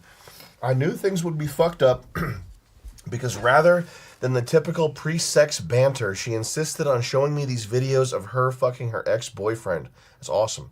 This guy was a submissive type, apparently. All the scenes were him on a dog leash getting blown and him begging her for something while getting whipped. The last one was him sitting silently in a gimp suit. How do you let it get this far? Yeah, why does he know what all the videos are? And you then see the the next one sentence, video, time to go. The next sentence should be, so I was playing Fallout 3 later and never blocked her number. Dina was originally from Lebanon. She came here at age... she must have been hot. She came here at age 3 or some shit and was a real anti-Semite. I think she wanted to hate fuck me because she thought I was Jewish. She was real forward in bed, all doggy style all the time. She kept calling me her black boyfriend even though I'm white. When she'd say that it seemed like she was disassociated, my cock would get softer just hearing that shit. We went out to... so he's going on dates with her now. God. He's going on dates. This is a confirmed prostitute from the beginning, right? Backpages girl? It sounds... I don't know. But it's fucking nasty.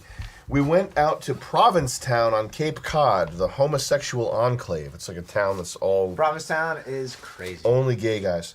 And she just ran off the street into this gay dildo shop. I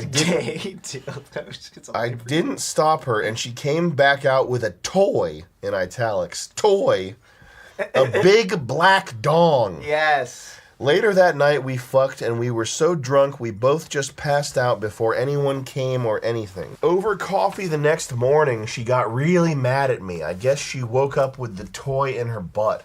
She had put it there herself long after I had passed out, so don't get the wrong idea here. We fucked one last time back at her shitty apartment. I was going at it when I heard outside the sound of a skateboard slap, and it was Julian.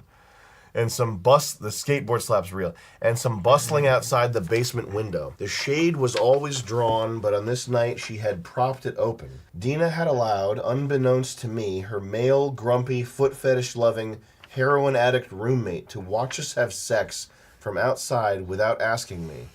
That was enough.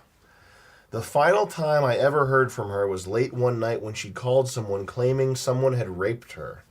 Days later, I confronted the guy she accused in that same bar I met her at. We ended up fighting outside in the parking lot. Years later, he convincingly told me she made it all up, and we became friends over this shared experience with her. I blame her crazy Lebanese father for all this shit. Those people are fucked up. I like how he says all this crazy shit. I blame someone that's just not involved at all. He goes through this whole fucking crazy shit and then he says those people are fucked up. That's extremely... It's racist, man. You have to... That's racist. Have respect for yourself. Yeah. If this is your story, don't get past here. I talked to this guy on Facebook a long time ago, and he said, this was a long time ago, this was before I asked for these stories. He sent me, I'm in this relationship, hey Sam, can you give me some advice on this relationship? I'm in this relationship. And he sent me pictures of the girl. She was beautiful. Okay. And she was like 18.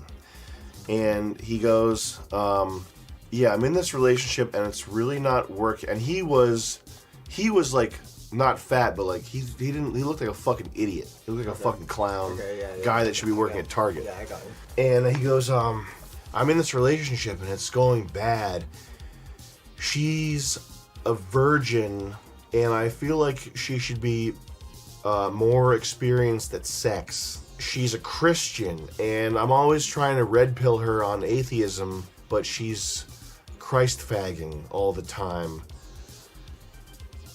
And that was the gist of it. That was basically the gist of it. He had this beautiful Christian virgin girlfriend. Beautiful girl, blonde, Dude. and like nice. She looked nice. Like she had a nice looking face. Yeah, she's probably mad nice. And he was complaining to me, a stranger who makes demented YouTube videos, and he was sending me her pictures. First of all, I didn't. It's not that I don't appreciate it. It's that if I was in a relationship with someone and I had like a bond, some sort of bond or something, And then sending a and I was sending pictures pictures of her to fucking Tim Heidecker or Eric Wareheim, my comedy idols. Like, hey guys, this girl, she's a virgin. I don't know what to do, and she's not into atheism.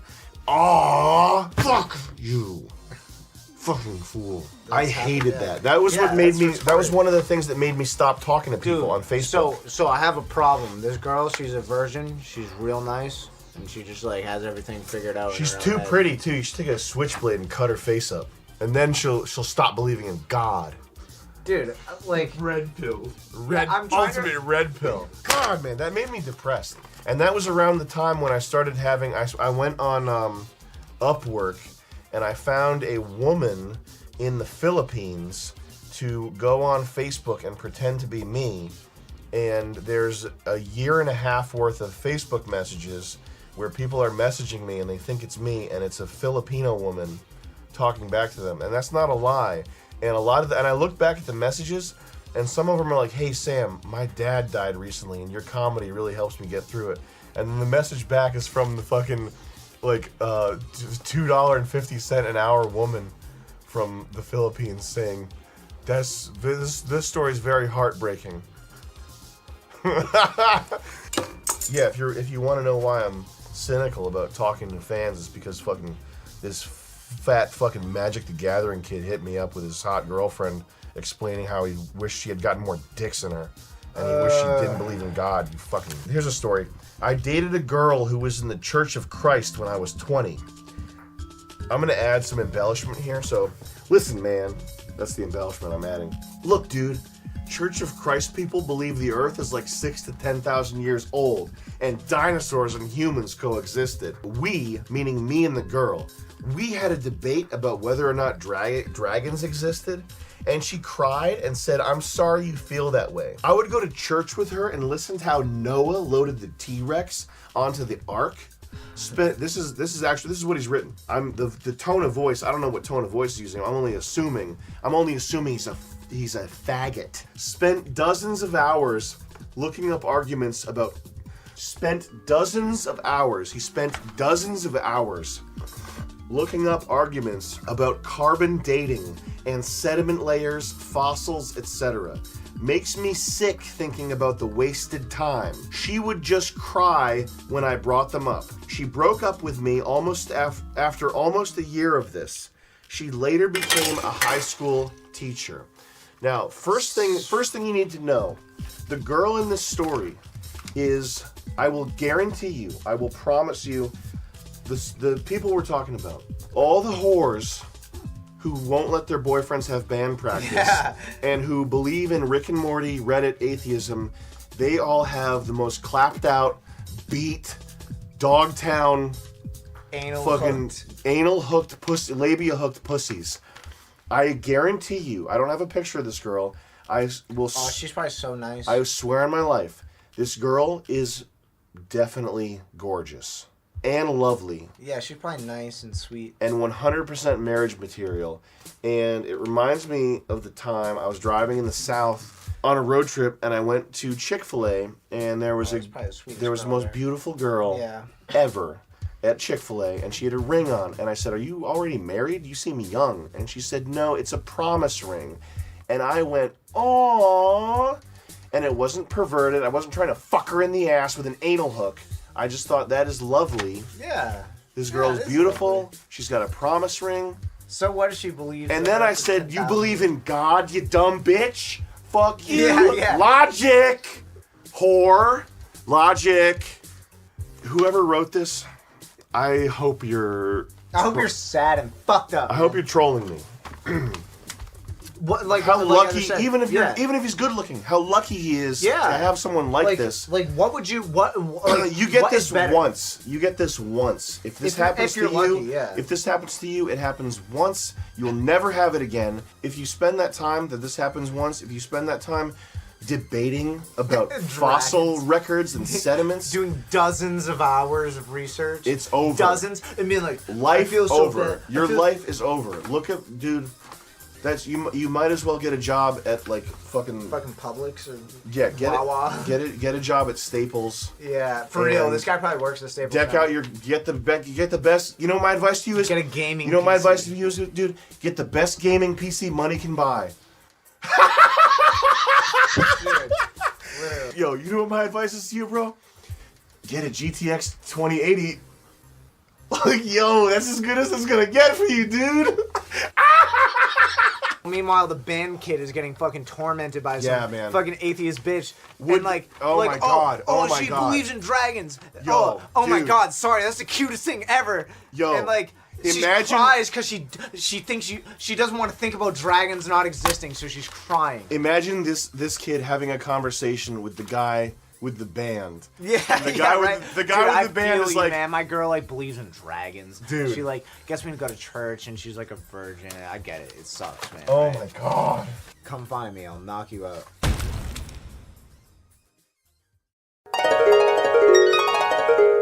Final surprise woman story from a gentleman who overheard the music of conversation flowing. He heard something was happening in this room. He heard it was about women, and he decided to come commiserate and tell a tale to entertain and inform. Yeah, I was actually just got out of the bath and heard it, and it was perfect. It's been brewing in my mind for a long time. You know, all jokes aside, I've never told this story. We'll start with this, a bit about me. I'm 21, I'm Sam's editor. My main job is a YouTuber. He made her the channel Sandman. MGTOW videos, I produce all of them. Usually keep my identity a secret, but I figured, you know, the topic, I might as well come clean. So here it is, I'm going to lay it all out. This is the Sandman from Sandman MGTOW on YouTube. Sandman MGTOW, that's me. This is the man right here. Doesn't have anything to do with my women's story, actually. Story starts, I'm about 14 years old at a summer camp. You know, like any good love story. I met this girl and I was like immediately obsessed. And it was probably just, you know, my immature mind. It was a fixation. Fixation, definitely. I didn't understand until, you know, years later there's a difference between, you know, love and obsession. And when I first saw her, she was like doodling like rocket ships. Is this actually true? Yeah, 100% You were obsessed? True. I was obsessed. From like 14 to like 16 probably. I had this idealized... The same girl? Same girl, yeah. That's crazy. It was my first time I like fell in love. Chemical obsession. How about that? That's crazy thing about you being obsessed with a girl. Yeah. I don't think it would work like that anymore, but you know, when you're younger, the first time it hits really hard. I met her at summer camp. It was a peace camp. It was called Peace Camp, literally. And it was a bunch of like Bernie types around bonfires and talking about how to solve world problems. It was a very weird place to be. Peace camp. I met this girl. She had another sister, but she was the one I had my eye on. Is that why you became indoctrinated? That's why I'm so peaceful. That's why you are the way you are? That's so why, crazy, yeah. I went to peace camp, was indoctrinated successfully, never hit anyone, regretfully. This girl, she was doodling. I was like, oh, she's the artsy type. She's like sitting alone by herself, and she's probably really sensitive. I like hung on this girl's ankles like probably the entire week and was like drooling over her, and never got any resolution, but it was very sweet at the time. It was like, oh, we'd hang out and there'd be fireflies throwing frisbees at night right before everybody has to go to bed at camp. And she was like, never seen a girl that pretty at the time. I leave camp. Didn't really like camp that much, but the next year I was like, oh, she'd be there. I'm going to come back to peace camp. I'm going to get really peaceful this time. Oh the my sequel. gosh. Go back to peace camp with one thing in mind. I'm going to find this girl and I'm going to hit it off right. Be a Chad. I'm going to get it going. She wasn't there. So I spent a week like, you know, just wishing she was there and talking to my like, this really cool like Mexican dude I met there named Eduardo. I'd be like, damn, Eduardo, this girl, blank name isn't here. That fucking sucks, dude. And he's like, yeah, you keep saying that. Years pass and, you know, it's still like an idle thought in my mind when I'm like in high school or whatever. I'm like, oh, this girl, I wonder if her this is a psychotic thinking. I wonder if her football team, if her school's team plays my team, because she's from this city and I'm from this one. Maybe she's on the band and she's marching or something. Maybe I'll see her again. But it's all like, you know, as the years go by, these things that you like are really obsessed with, whether it's like heartbreak or just like interests that like pop up and you get crazy obsessed with, it gets easier over time. It may hurt in the moment, but after time, you know, settles down. And then it did settle down for me, you know. After years, I wasn't thinking about it that much. You know, skip to a couple years. I'm 18. I have my first car. And of course, like a retard. What was the car? Same car I have. The Jeep? 1996 Jeep Cherokee. Oh, yeah. The boss car. The piece of shit car, but I love it. When you get some keys in your hand and you're legally able to go shoot at other people and die, and other things that come with being 18, you have like this cowboy mentality. And I was like trying to, you know, get my dick sucked. And I was an 18-year-old virgin because I had no car. And there's a direct correlation to car and pussy. And didn't have both of them. Yeah, that's my excuse. Yeah, it was only because I didn't have a car. Oh, that's man. the only reason. But I'm 18. I'm swiping through Tinder like a fucking retard. Wow. And because you know I hadn't had any gas. I'm trying to get some. Tinder. Guess who I see? Oh, wow. The love of my life, this girl. And I was like, no fucking way. The stars are aligning. I left her a super like, because you know I saved those for the bombshells. Gosh. And we matched. And I started talking to her. And I didn't say, hey, do you remember me? Because I was like, maybe, you know, she'll say it to me. And then we'll like reunite and everything will just be perfect. Like I imagine when I was fucking 14 years old and retarded. End up going to her house and the reality, like the picture that you have in your mind of this like perfect little princess, you know, 4 years of like road wear. Oh, the reality is like an apartment with like one couch and like a TV on like a fucking Rubbermaid and like probably fleas, but definitely animals. I fucked her in my car. It was when I lost my virginity. Wow. Yeah. In the back of the Jeep, I laid the seats down. Oh my But the whole time in my head, I was like, I know this girl doesn't remember me, hasn't felt the way I've felt for years. Oh my God. And it was all going through my mind as I was like, this is maybe too graphic, but Trying to bust a nut. yeah. Oh, And I wow. did not. Wow. I was not enjoying it. I hated it. First time you had sex, you First bust time, a nut. not at all. It's usually opposite. I don't know if anyone's ever felt this, but I'll try and explain it. Pussy almost so tight that it hurts your dick. And it wasn't good. Everybody's like, yeah, it's tight. Yeah, that pussy was tight.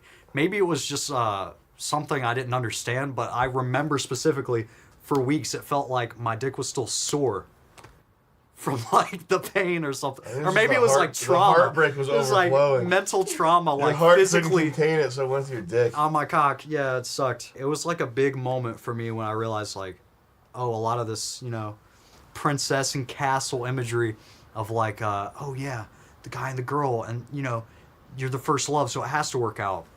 That shit died very quickly. And Damn. Yeah. But I definitely think it was a good thing. Because I learned a lot from then, and I had like a more realistic view. But banger story, very embarrassing. That's why it's never been told before. But yeah, crazy. So now, after you've read my red piece of paper, what's your review? The gap between expectation and reality is so.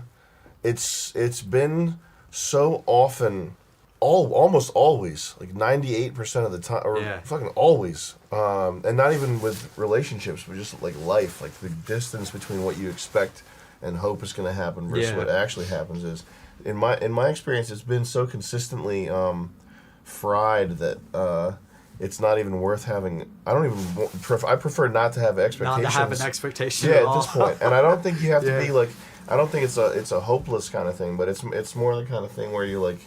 I think it's more important to appreciate what you have and what comes your way versus hoping for some crazy thing. Yeah. And the thing you were saying about like maybe my football team will play her football team. I've absolutely thought like I've probably had the exact same thought. I probably thought when my football team will play her football team, we'll probably both be there. Yeah, then we'll see each other and they'll be like, yeah, I haven't seen you in so long. It's hard for me to imagine you being obsessed with someone. Yeah. But I have been absolutely. I'm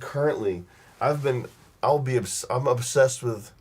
I have an obsession every minute of every day. I've had the most weird, like, just backwards, like borderline criminal thoughts. Yeah. Like, what if I just made one last stand and I like talked to her dad and I was like, dude, like we could just all work it out. Like the fucking strangest scenarios that I've imagined, fantasies in my head that I imagine every 10 minutes. Yeah, well that's just so 10 funny. minutes. This was like years. Oh but then no, again, I mean I've been, dude. I was a boy.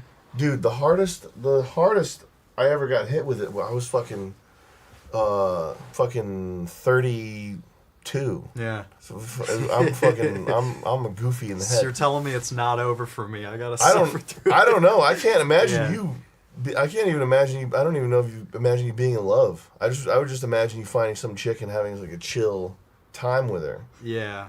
Well, that's me. I'm Sandman. You're I've already figured it all out. Sandman MGTOW. Yeah, no, but you seem like a. Yeah, I could definitely see. We've never talked about anything like crazy deep or anything either. Yeah. So to me, you just seem like laid back, like Georgia, Southern. Georgia boy. Yeah, but I don't know what your passions are. What drive? I mean, that's crazy. That's thinking about you being obsessed. That's funny. Yeah. Damn. It was weird. I didn't like. It wasn't an outward thing, but it was definitely going on in my head. Yeah. But yeah, it was just a great lesson, as sad as it was. Mm-hmm. But it had to be had because without a big like the main thing that you're like hyping up in your own head, falling apart in front of you, you will have a lot of little incidents that have real world consequences of you. Where life doesn't match with your like what you feel like you deserve and what sort of movie plot you have exactly written in your head. And that's what it was. It was a movie plot. Yeah. But the story is almost a movie plot in itself. It's pretty funny how it all worked out. Yeah. But I think Alan Watts, or one of the great psychedelic troopers, would say it's all synchronicity. It was meant to be that way. And it all clicked to learn a lesson. It wasn't like heartbreak. That was another sad thing. When I met her, it wasn't heartbreak I felt. It was just like disappointment and disgust. I wasn't like, oh man, I feel so bad for myself right now. I was like, damn, I just had this shit twisted. Yeah. You know? And it was kind of over as soon as it started, but glad it's over. Damn. And glad you read my rectangular red piece of paper in Arial 12 font. I'm not a person. I'm just another page. Another stack story of papers for the collection. And with that, as we all are. And with that, I'll float away. Thank you. Thank you for reading me. We all get wiped out by a drone in the end. We all get wiped out by a drone. Some of them military, some of them consumer. Yes. So my story, my woman's story, is about my first girlfriend. I lived somewhere, another state for a long time when I was younger, and this girl was part of my friend group or whatever. And when I moved away from this place, we would like talk a lot. When I was like 16 or whatever, we kind of like e-dated for a little bit. Did you cyber? Yeah, we cybered all that. Yeah. I got the pics. Oh yeah. We like stopped talking or whatever. But I remember like I would say things like, "Oh, when I'm 18 or whatever, we're gonna get together." She lives like fucking 2 hours away or whatever. Did you say get married? I don't think. I don't know. I was 16, so probably. So skip ahead a couple of years, and she goes through this breakup. She was dating a girl, Coop Dyke. Wears like Batman snapbacks and shit. Some poo-poo dyke. Yeah. Wears Batman snapbacks. So she broke up with that person, that fucking thing. And then she like moved away from her like crazy mother from this town that like people just do heroin in and shit. And she lived like on the beach somewhere. So she was like there and she was all alone. She had no friends, nobody. So we started like talking. I was like a NEET. I was like dropped out of school, like doing nothing, just making music or whatever, making claymation. So when I was 18, we started talking again. You were making claymation? Yeah, I was making clay. I don't make music. So you were ready for a hot relationship. Yeah. I was fucking virgin. We started talking, blah, blah, blah. We started getting real into it. And then I did this bold Joey move where I like blocked her. I'm like, I'm getting too in my feelings. I blocked her on everything. Can you make that face to the camera? I said, I'm getting too in my feelings. So I blocked her on everything. I was like, I can't do this. You live too far away. And she like found my phone number somehow through like old messages. And like messaged me, she's like, why'd you block me? So you were playing hard to get. Yeah. That's incredible. Yeah, that's my swag. We started talking again, then we got really into it, and we had like plans to meet up. So I had planned to go see her like 2 hours away. And we got this hotel. You had plans to go to an OK Go show? Yeah. No, we went to this like hotel that was like on the beach, and it was like expensive. I think she paid for it because I wasn't working yet. And we go to the hotel. I lost my virginity. It was cool. It was nice. Okay. Fast forward like a year or two. She's now living with me. I have this like basement apartment at my parents' house, and she's living there with me. And she's like going to school, and I'm working. She's working. We're building this little fucking thing. I'm like 21 maybe. I think I work the overnights. On like Wednesdays or something. So when I woke up one morning and I like would sleep in late, and my mom comes in and she's yelling. She's yelling. She's screaming about something. My girlfriend comes in and she's like crying, bawling tears, and my mother's like, "You'll never guess what I just found out," or something like that. And she's like said that she's seen a text from my stepfather on my girlfriend's phone that said like, oh, I want to do something. So I was like, what the fuck? So I figured that out, and then like, it was super fucking dramatic. I go upstairs, fight my stepfather, fucking break a candle over his head, all this shit. I get attacked by the pit bull dog that we had. My whole like shit is like bleeding. Oh my god. I go downstairs, I'm like freaking out at this girl. And then she like leaves, or I leave. I have someone pick me up, and then she like leaves. She like took whatever she could with her. Ended up going on a tour, music tour, like just to get away. During that time, I'm like finding out shit that was like going on. Like apparently she was like fucking my stepfather for like 3 months and like doing shit. And I was like so like being so dramatic and like loved like trauma so much, I would like ask details and shit. Just like, did you suck his dick? Like all of this shit. It's cool. That's horrible. It's a cool experience. And then I was like all like dark for like a couple years, and I was like I let it like fuck me up and shit. You let it darken you? Yeah. I let it put a patina on me. It was like a quick patina. It was a quick blast. It was like rhino lighting. Yeah. Did I tell you guys about the girl that reported me to told the feds? All right, so this girl, it's the only time I ever messed with a girl who was older than me, and she was like 33, I think, but she might as well have been like 39 because she was so blasted. Just like big fucking bag ass and big fucking bag tits. I mean, she had, you know what the thing is? Her body was probably nice, and I even think I have like, I think I probably have pictures of her body to confirm that it's nice, or or okay, not even nice. I would kick her in the pussy right now if I could, because of how dirty her fucking soul was. She had an aura that made her look like a fucking 43-year-old woman at all times, a 43-year-old barfly, even though her body wasn't that bad. I can't believe how stupid I am that I followed none of my own advice, and I got myself into this amazing hole. This was such mayhem. This was such torturous mayhem, this whole thing. first time I talked to her, she was friends.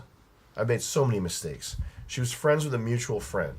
The mutual friend she was friends with was a filmmaking type guy who is super, super talented, very funny, and like had our backs and was cool with us and everything.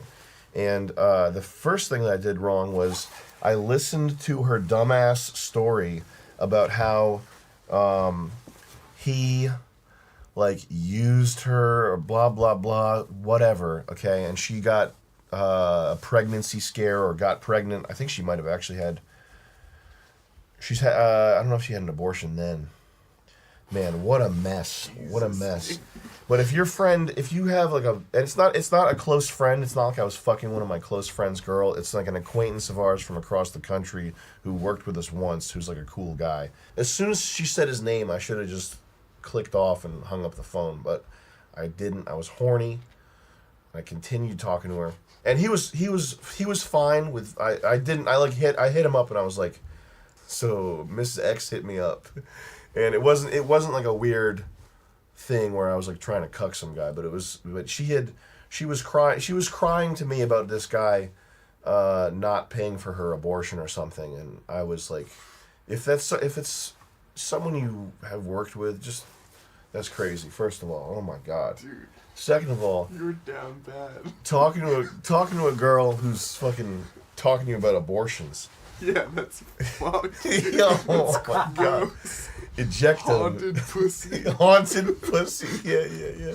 This time span of my work has been like 12 years. Like I started doing comedy videos in 2007, and I've never had a period where I'm really like battened down the hatches and gone full bore and had good time resource management. Like time is very precious. I've put 12 years into making comedy videos as like my primary pursuit, and as time has gone on, I've put my mind to it more and more. Anyway, 34 years old now. Time is like extremely precious to me, and thinking about this is one hoe that sucked up like 2 years of my life while I was with her, and then additional fucking trauma when I was not with her. I was living with Charles, and we were living with our friend, our buddy, who was doing work for me.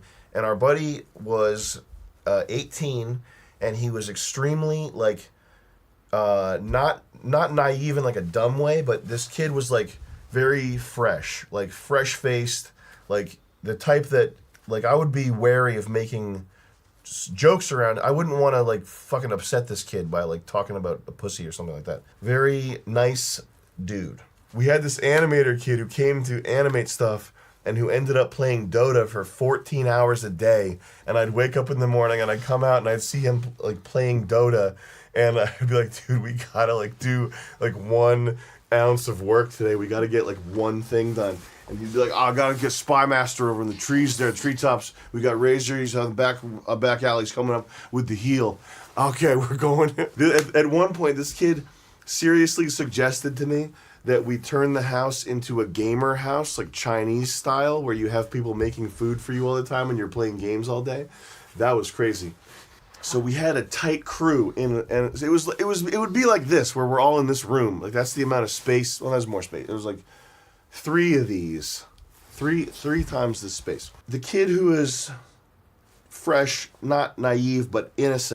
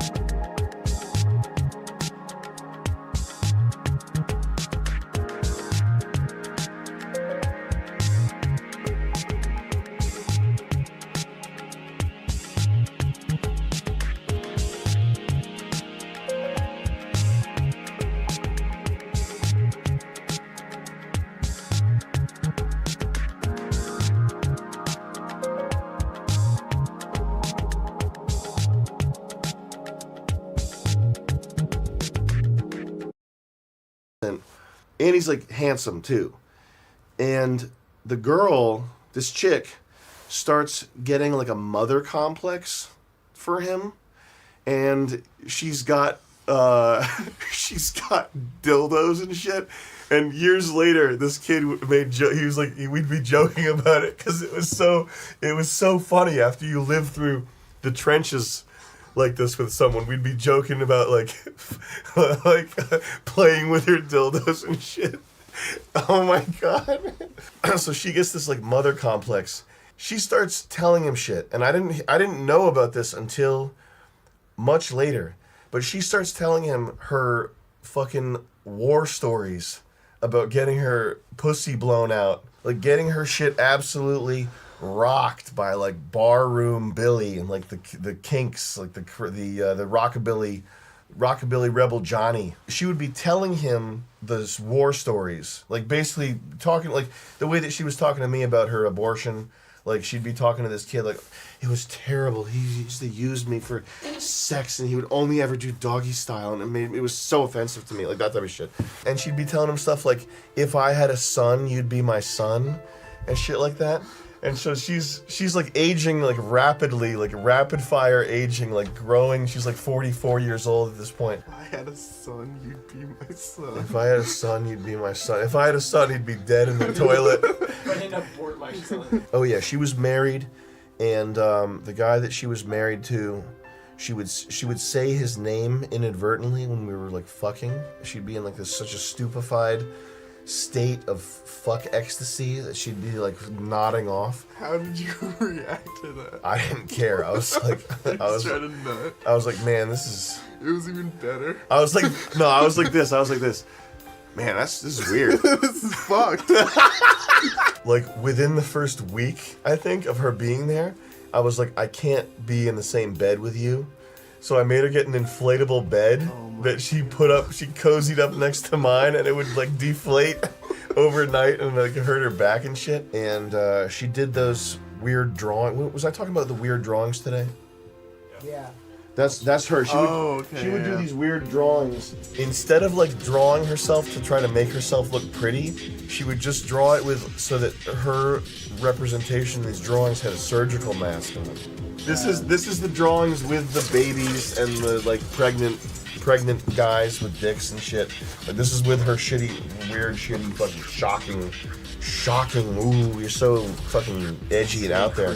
I knew it was really bad when I came back from lifting one time, and I was like half an hour late. She had made some like pot roast or something very 1950s momish. And because I was half an hour late, there was like very, very bad vibes immediately. And I was like, did I do something wrong? Like, why are you mad? And I remember like the look, like there was this very bad foreboding look that she gave me, where if this was me, she was like this.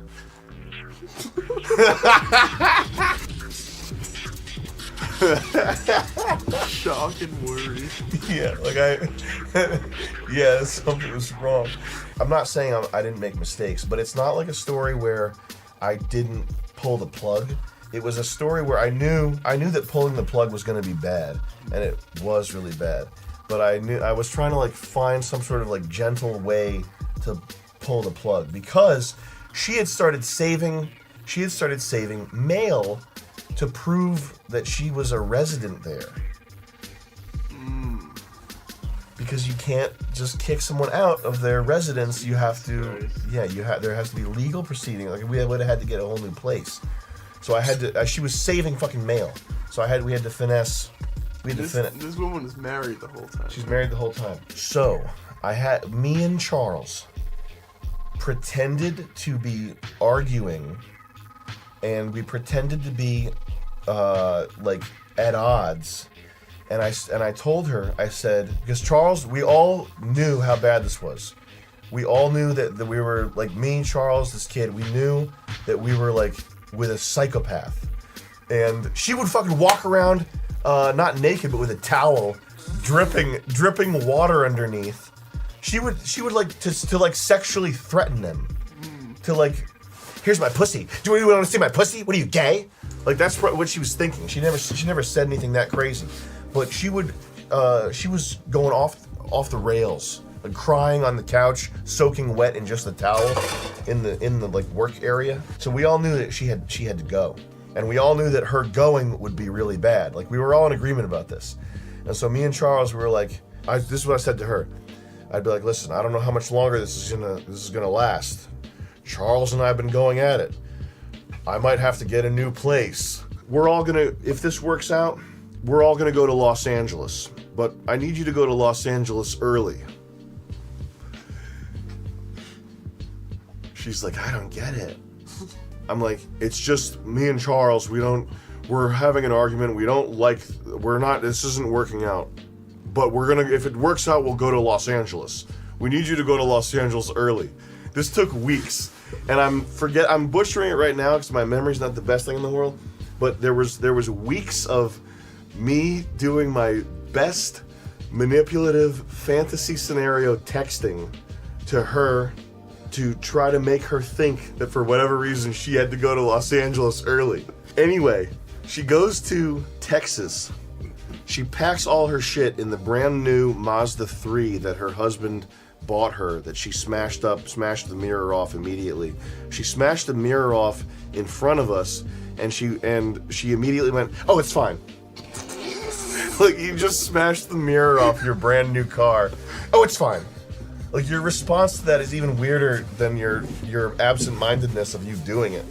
The Supra, if I just like bumped into a wall, like banged up the front bumper, and then I was like, "Yeah, that's fine, that's normal."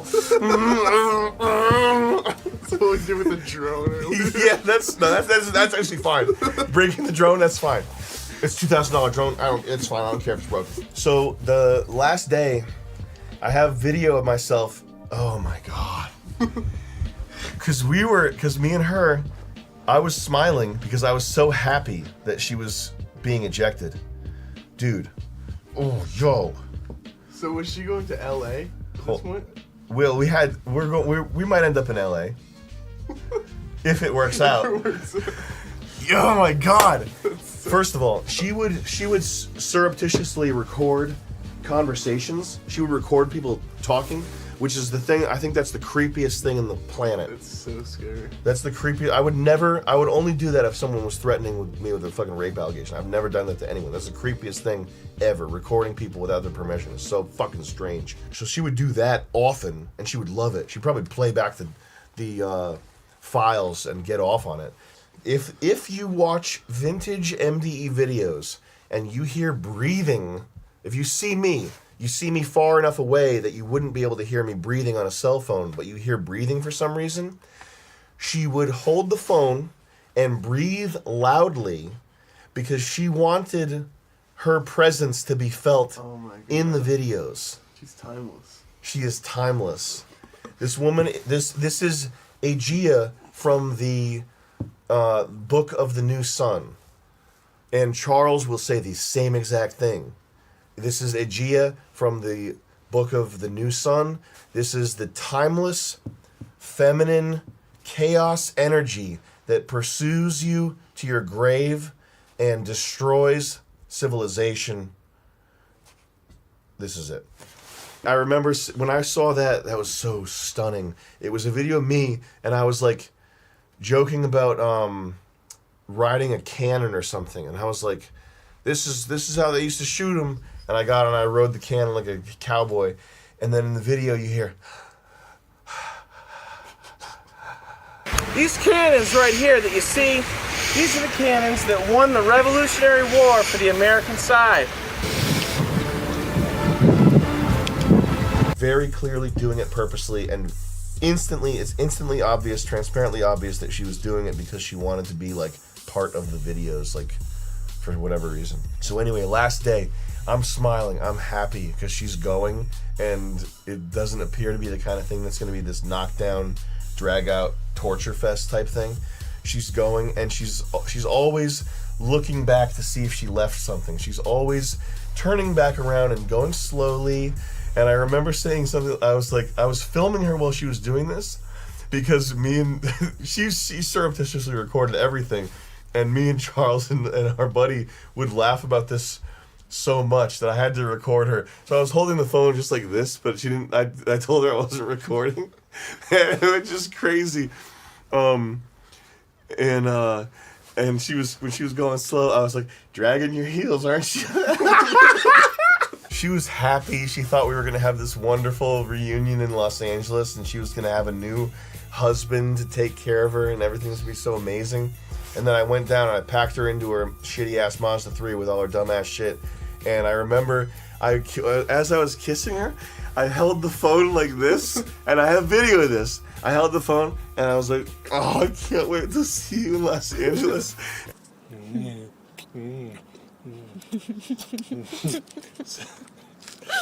Come on, more. There we go. Very nice. Just the way you like it. All right. All right there, Ace. The best day of my life. And stay out! And at this point, I'm making comedy for Charles to watch. Like, I'm just making a sketch for Chuck. So she takes off. The relief of, like, breaking up with a problematic bitch. Problematic person. The relief of that is so awesome, man. It's like it's better than happiness, because it's like the removal of that sort of torture, pressure. It's just really awesome. Yeah, that's really not an easy thing to do, and I commend anybody that can cut ties with a girl that's fucking. I mean, you gotta do it in an elaborate way. Tell them that's awesome. Yeah, sometimes you gotta plan it out like a fucking agent. Sometimes you gotta script it out like a movie writer. Slow burn. That's the best script I ever wrote. Anyway, a few months later, I'm out with my buddy, the young guy, the innocent guy.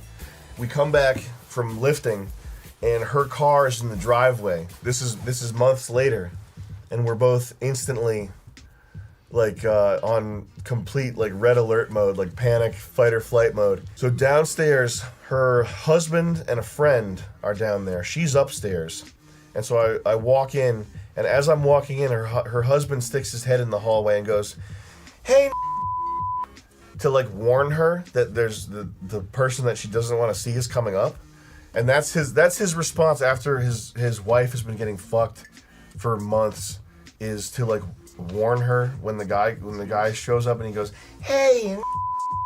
Exactly who you were. Yeah, he did. And I get up there, and this is a lot of women seem smart because they dedicate 100% of their brain power to conniving and scheming. So if you dedicate 100% of your brain power to analyzing tennis matches, if you talk about tennis for a while, you'll seem smart. But this was truly a masterstroke of conniving manipulation.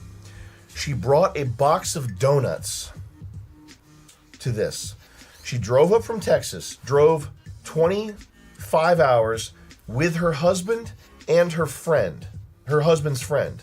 So two guys in the car, her in the car, going to the house of the guy that was fucking her for months, to 1,500 miles away, to pick up maybe $150 worth of stuff, which was like one old rat-ass chair, maybe an album, maybe a vinyl album. So spending over $1,000 on hotels and gas to get $150 worth of a chair and an album and to stick it to me. And the husband is like going along with this, and she's so crazy. She's such a crazy elemental force of nature, such a mind bender, that him and this other guy are like sitting in the car the whole time, and they're just like, "Oh, cool. Oh, we just passed Tennessee. Oh," like not putting it together and thinking about how insane this is. So that guy forgave her and then drove her across the country. Yes. To get $150, probably less. She's pretty good. She's pretty good. She's pretty good. She fucked like a spider. And that's the thing that I thought the first time I had sex with her. And I forgot the crazy stuff. So at this time, I was cheating on her with like 3 other girlfriends. And we had one of the girlfriends show up outside the house, and we had this like balcony that looked off, and it looked like the kind of balcony where you'd have someone looking down at a woman screaming up about being cheated on. and she was on the mattress getting plowed, and she saw it and was like, "You cheating on me? Just make it so that I'm your only girlfriend. You have to tell her. You have to tell her right now." It was that night was fucking bonkers. Oh my god. I'm gonna get. It's like you get vertigo from thinking about it. Like, and I forgot to say this on camera. This girl that we've been talking about gave me a yeast infection on my balls because her yeast infection was so potent that it transferred to me. I didn't even know that was possible, but it is. I had yeast infection on my balls. And when she first came, we went to Rite Aid so she could look at douches.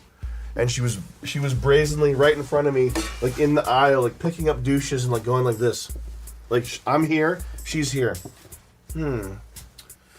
That's not really the douche. She didn't say that, but like, that's not really the douche that I want. Maybe this one's better. And this whole, I should say, by the way, the funny, like, I'm laughing and we were laughing during these stories, but for 2 years of my life, this was like the most painful thing. And then what followed was even worse. And it was like, it's just really, really bad. And you don't want to find yourself in this position.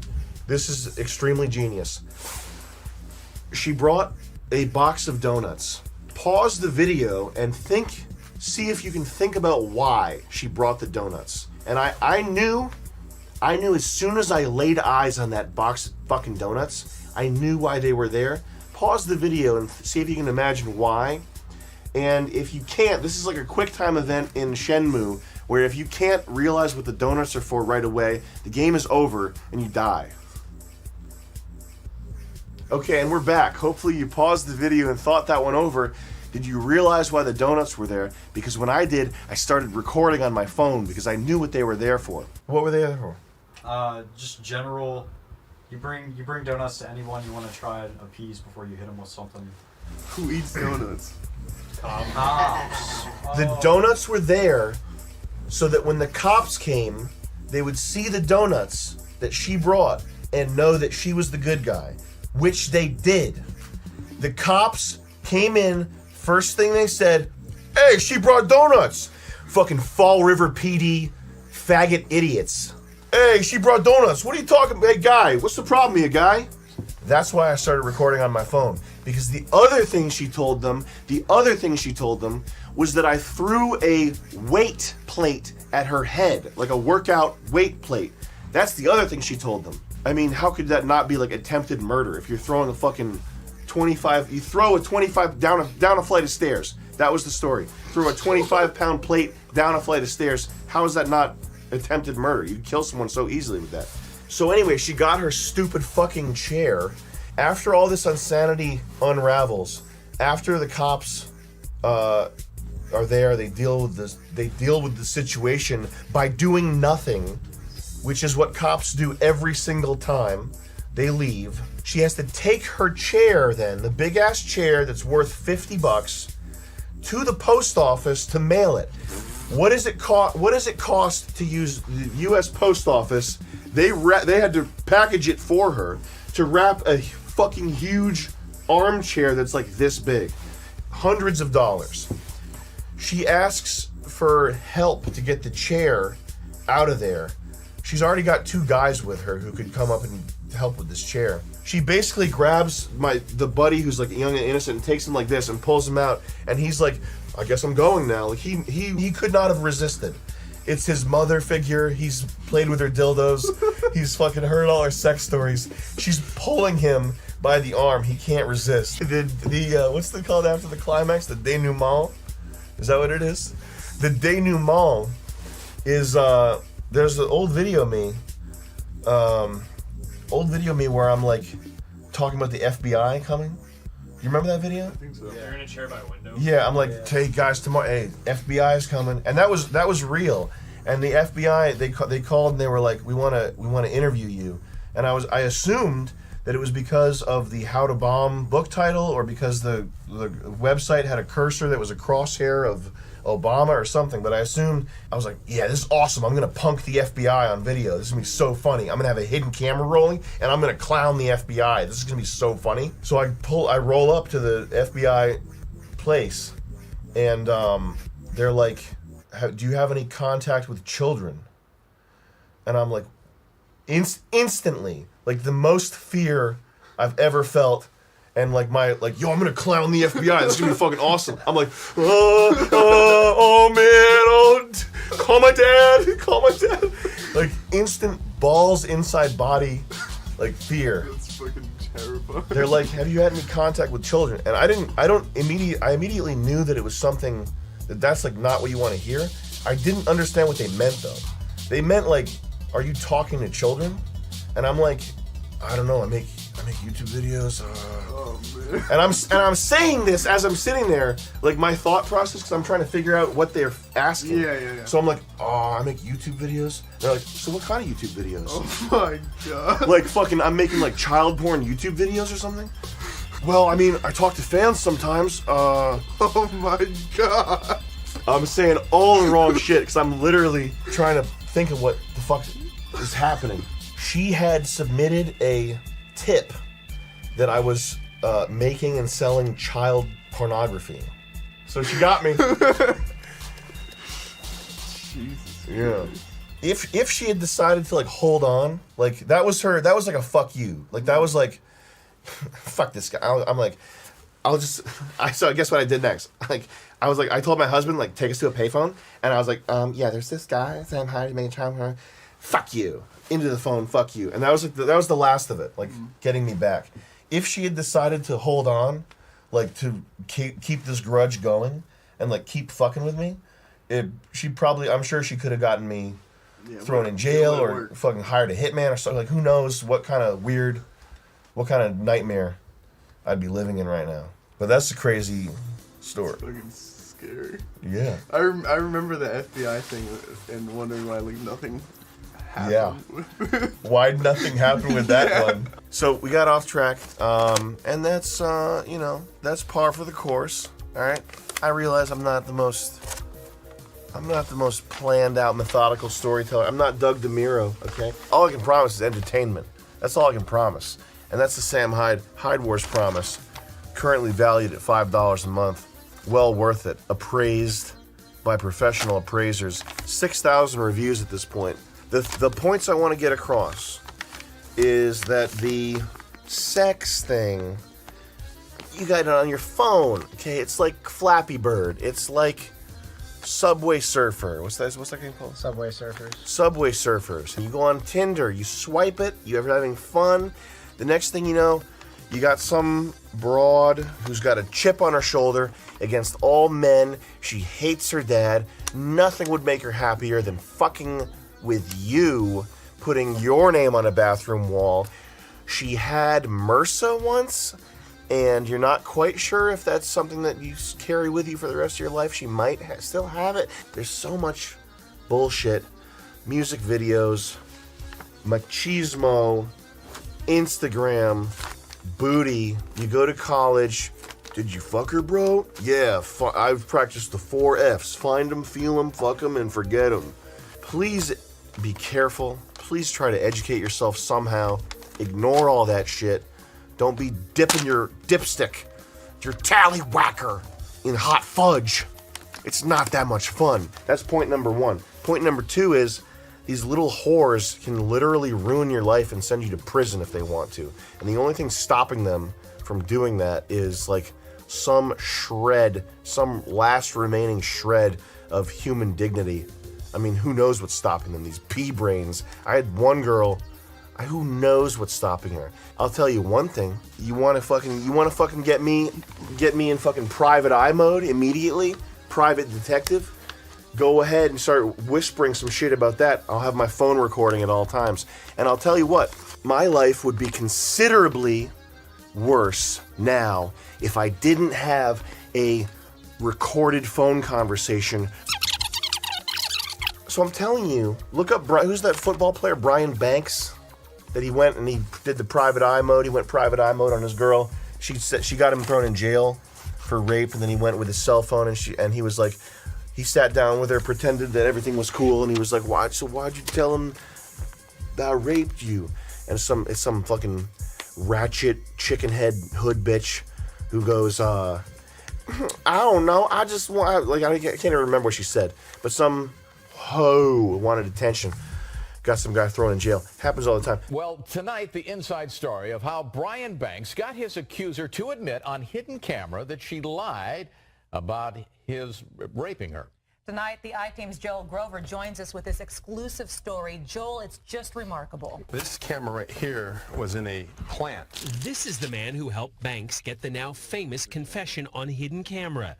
Private investigator Freddie Parrish. There's only one chance to get the goods. I mean, you got to make it right the first time. Parrish's son played football with Brian Banks at Long Beach Polytechnic High in 2002, the time Juanetta Gibson made her false rape accusation.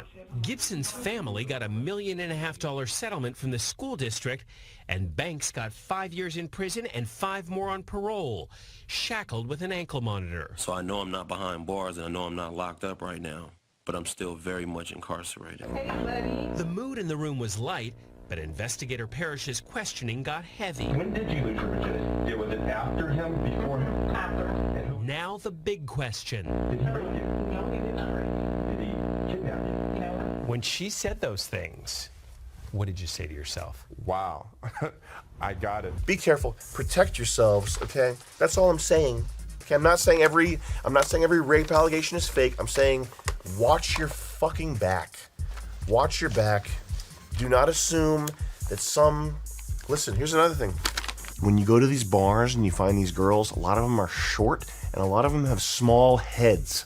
And people with small heads, I'm not going to say they have lowered intelligence, but these girls, they have tiny little heads that are like this shape. And I think that part of what is missing from that size brain is like moral good versus evil judgments. That's why when you go to a bar and there's some like fat little chubby shit plug bitch girl with a nose piercing in who's like drinking beers and is ready to get porked up the ass by anyone. The reason when they fucking are writing your name on the bathroom wall with their head like guts out like this, and they think it's like funny and cool to write James blank blank is an abuser. I think that's because there's literally like a piece of their brain that's missing. And there's these little gnome troll girls. All right, well, guys, thank you very much for sharing these tales of woe, these tales of debauchery. No! All right, guys, well, thank you guys very much for sharing these wonderful stories with us. I hope you got something useful out of it. It's not a game. You go out there, you stick it in something. It's not as innocent as you think it is. You're making a bond with someone. Second one, watch your back. Third one, if you have something good, appreciate it. For real. If you have something good, and you should spend time doing that in general, not necessarily just with romance. If you have something good, please appreciate it. Think about that for a second. Really, really do that, especially if you have a good, sweet girl who makes your life easier. Appreciate that, because that's pretty rare.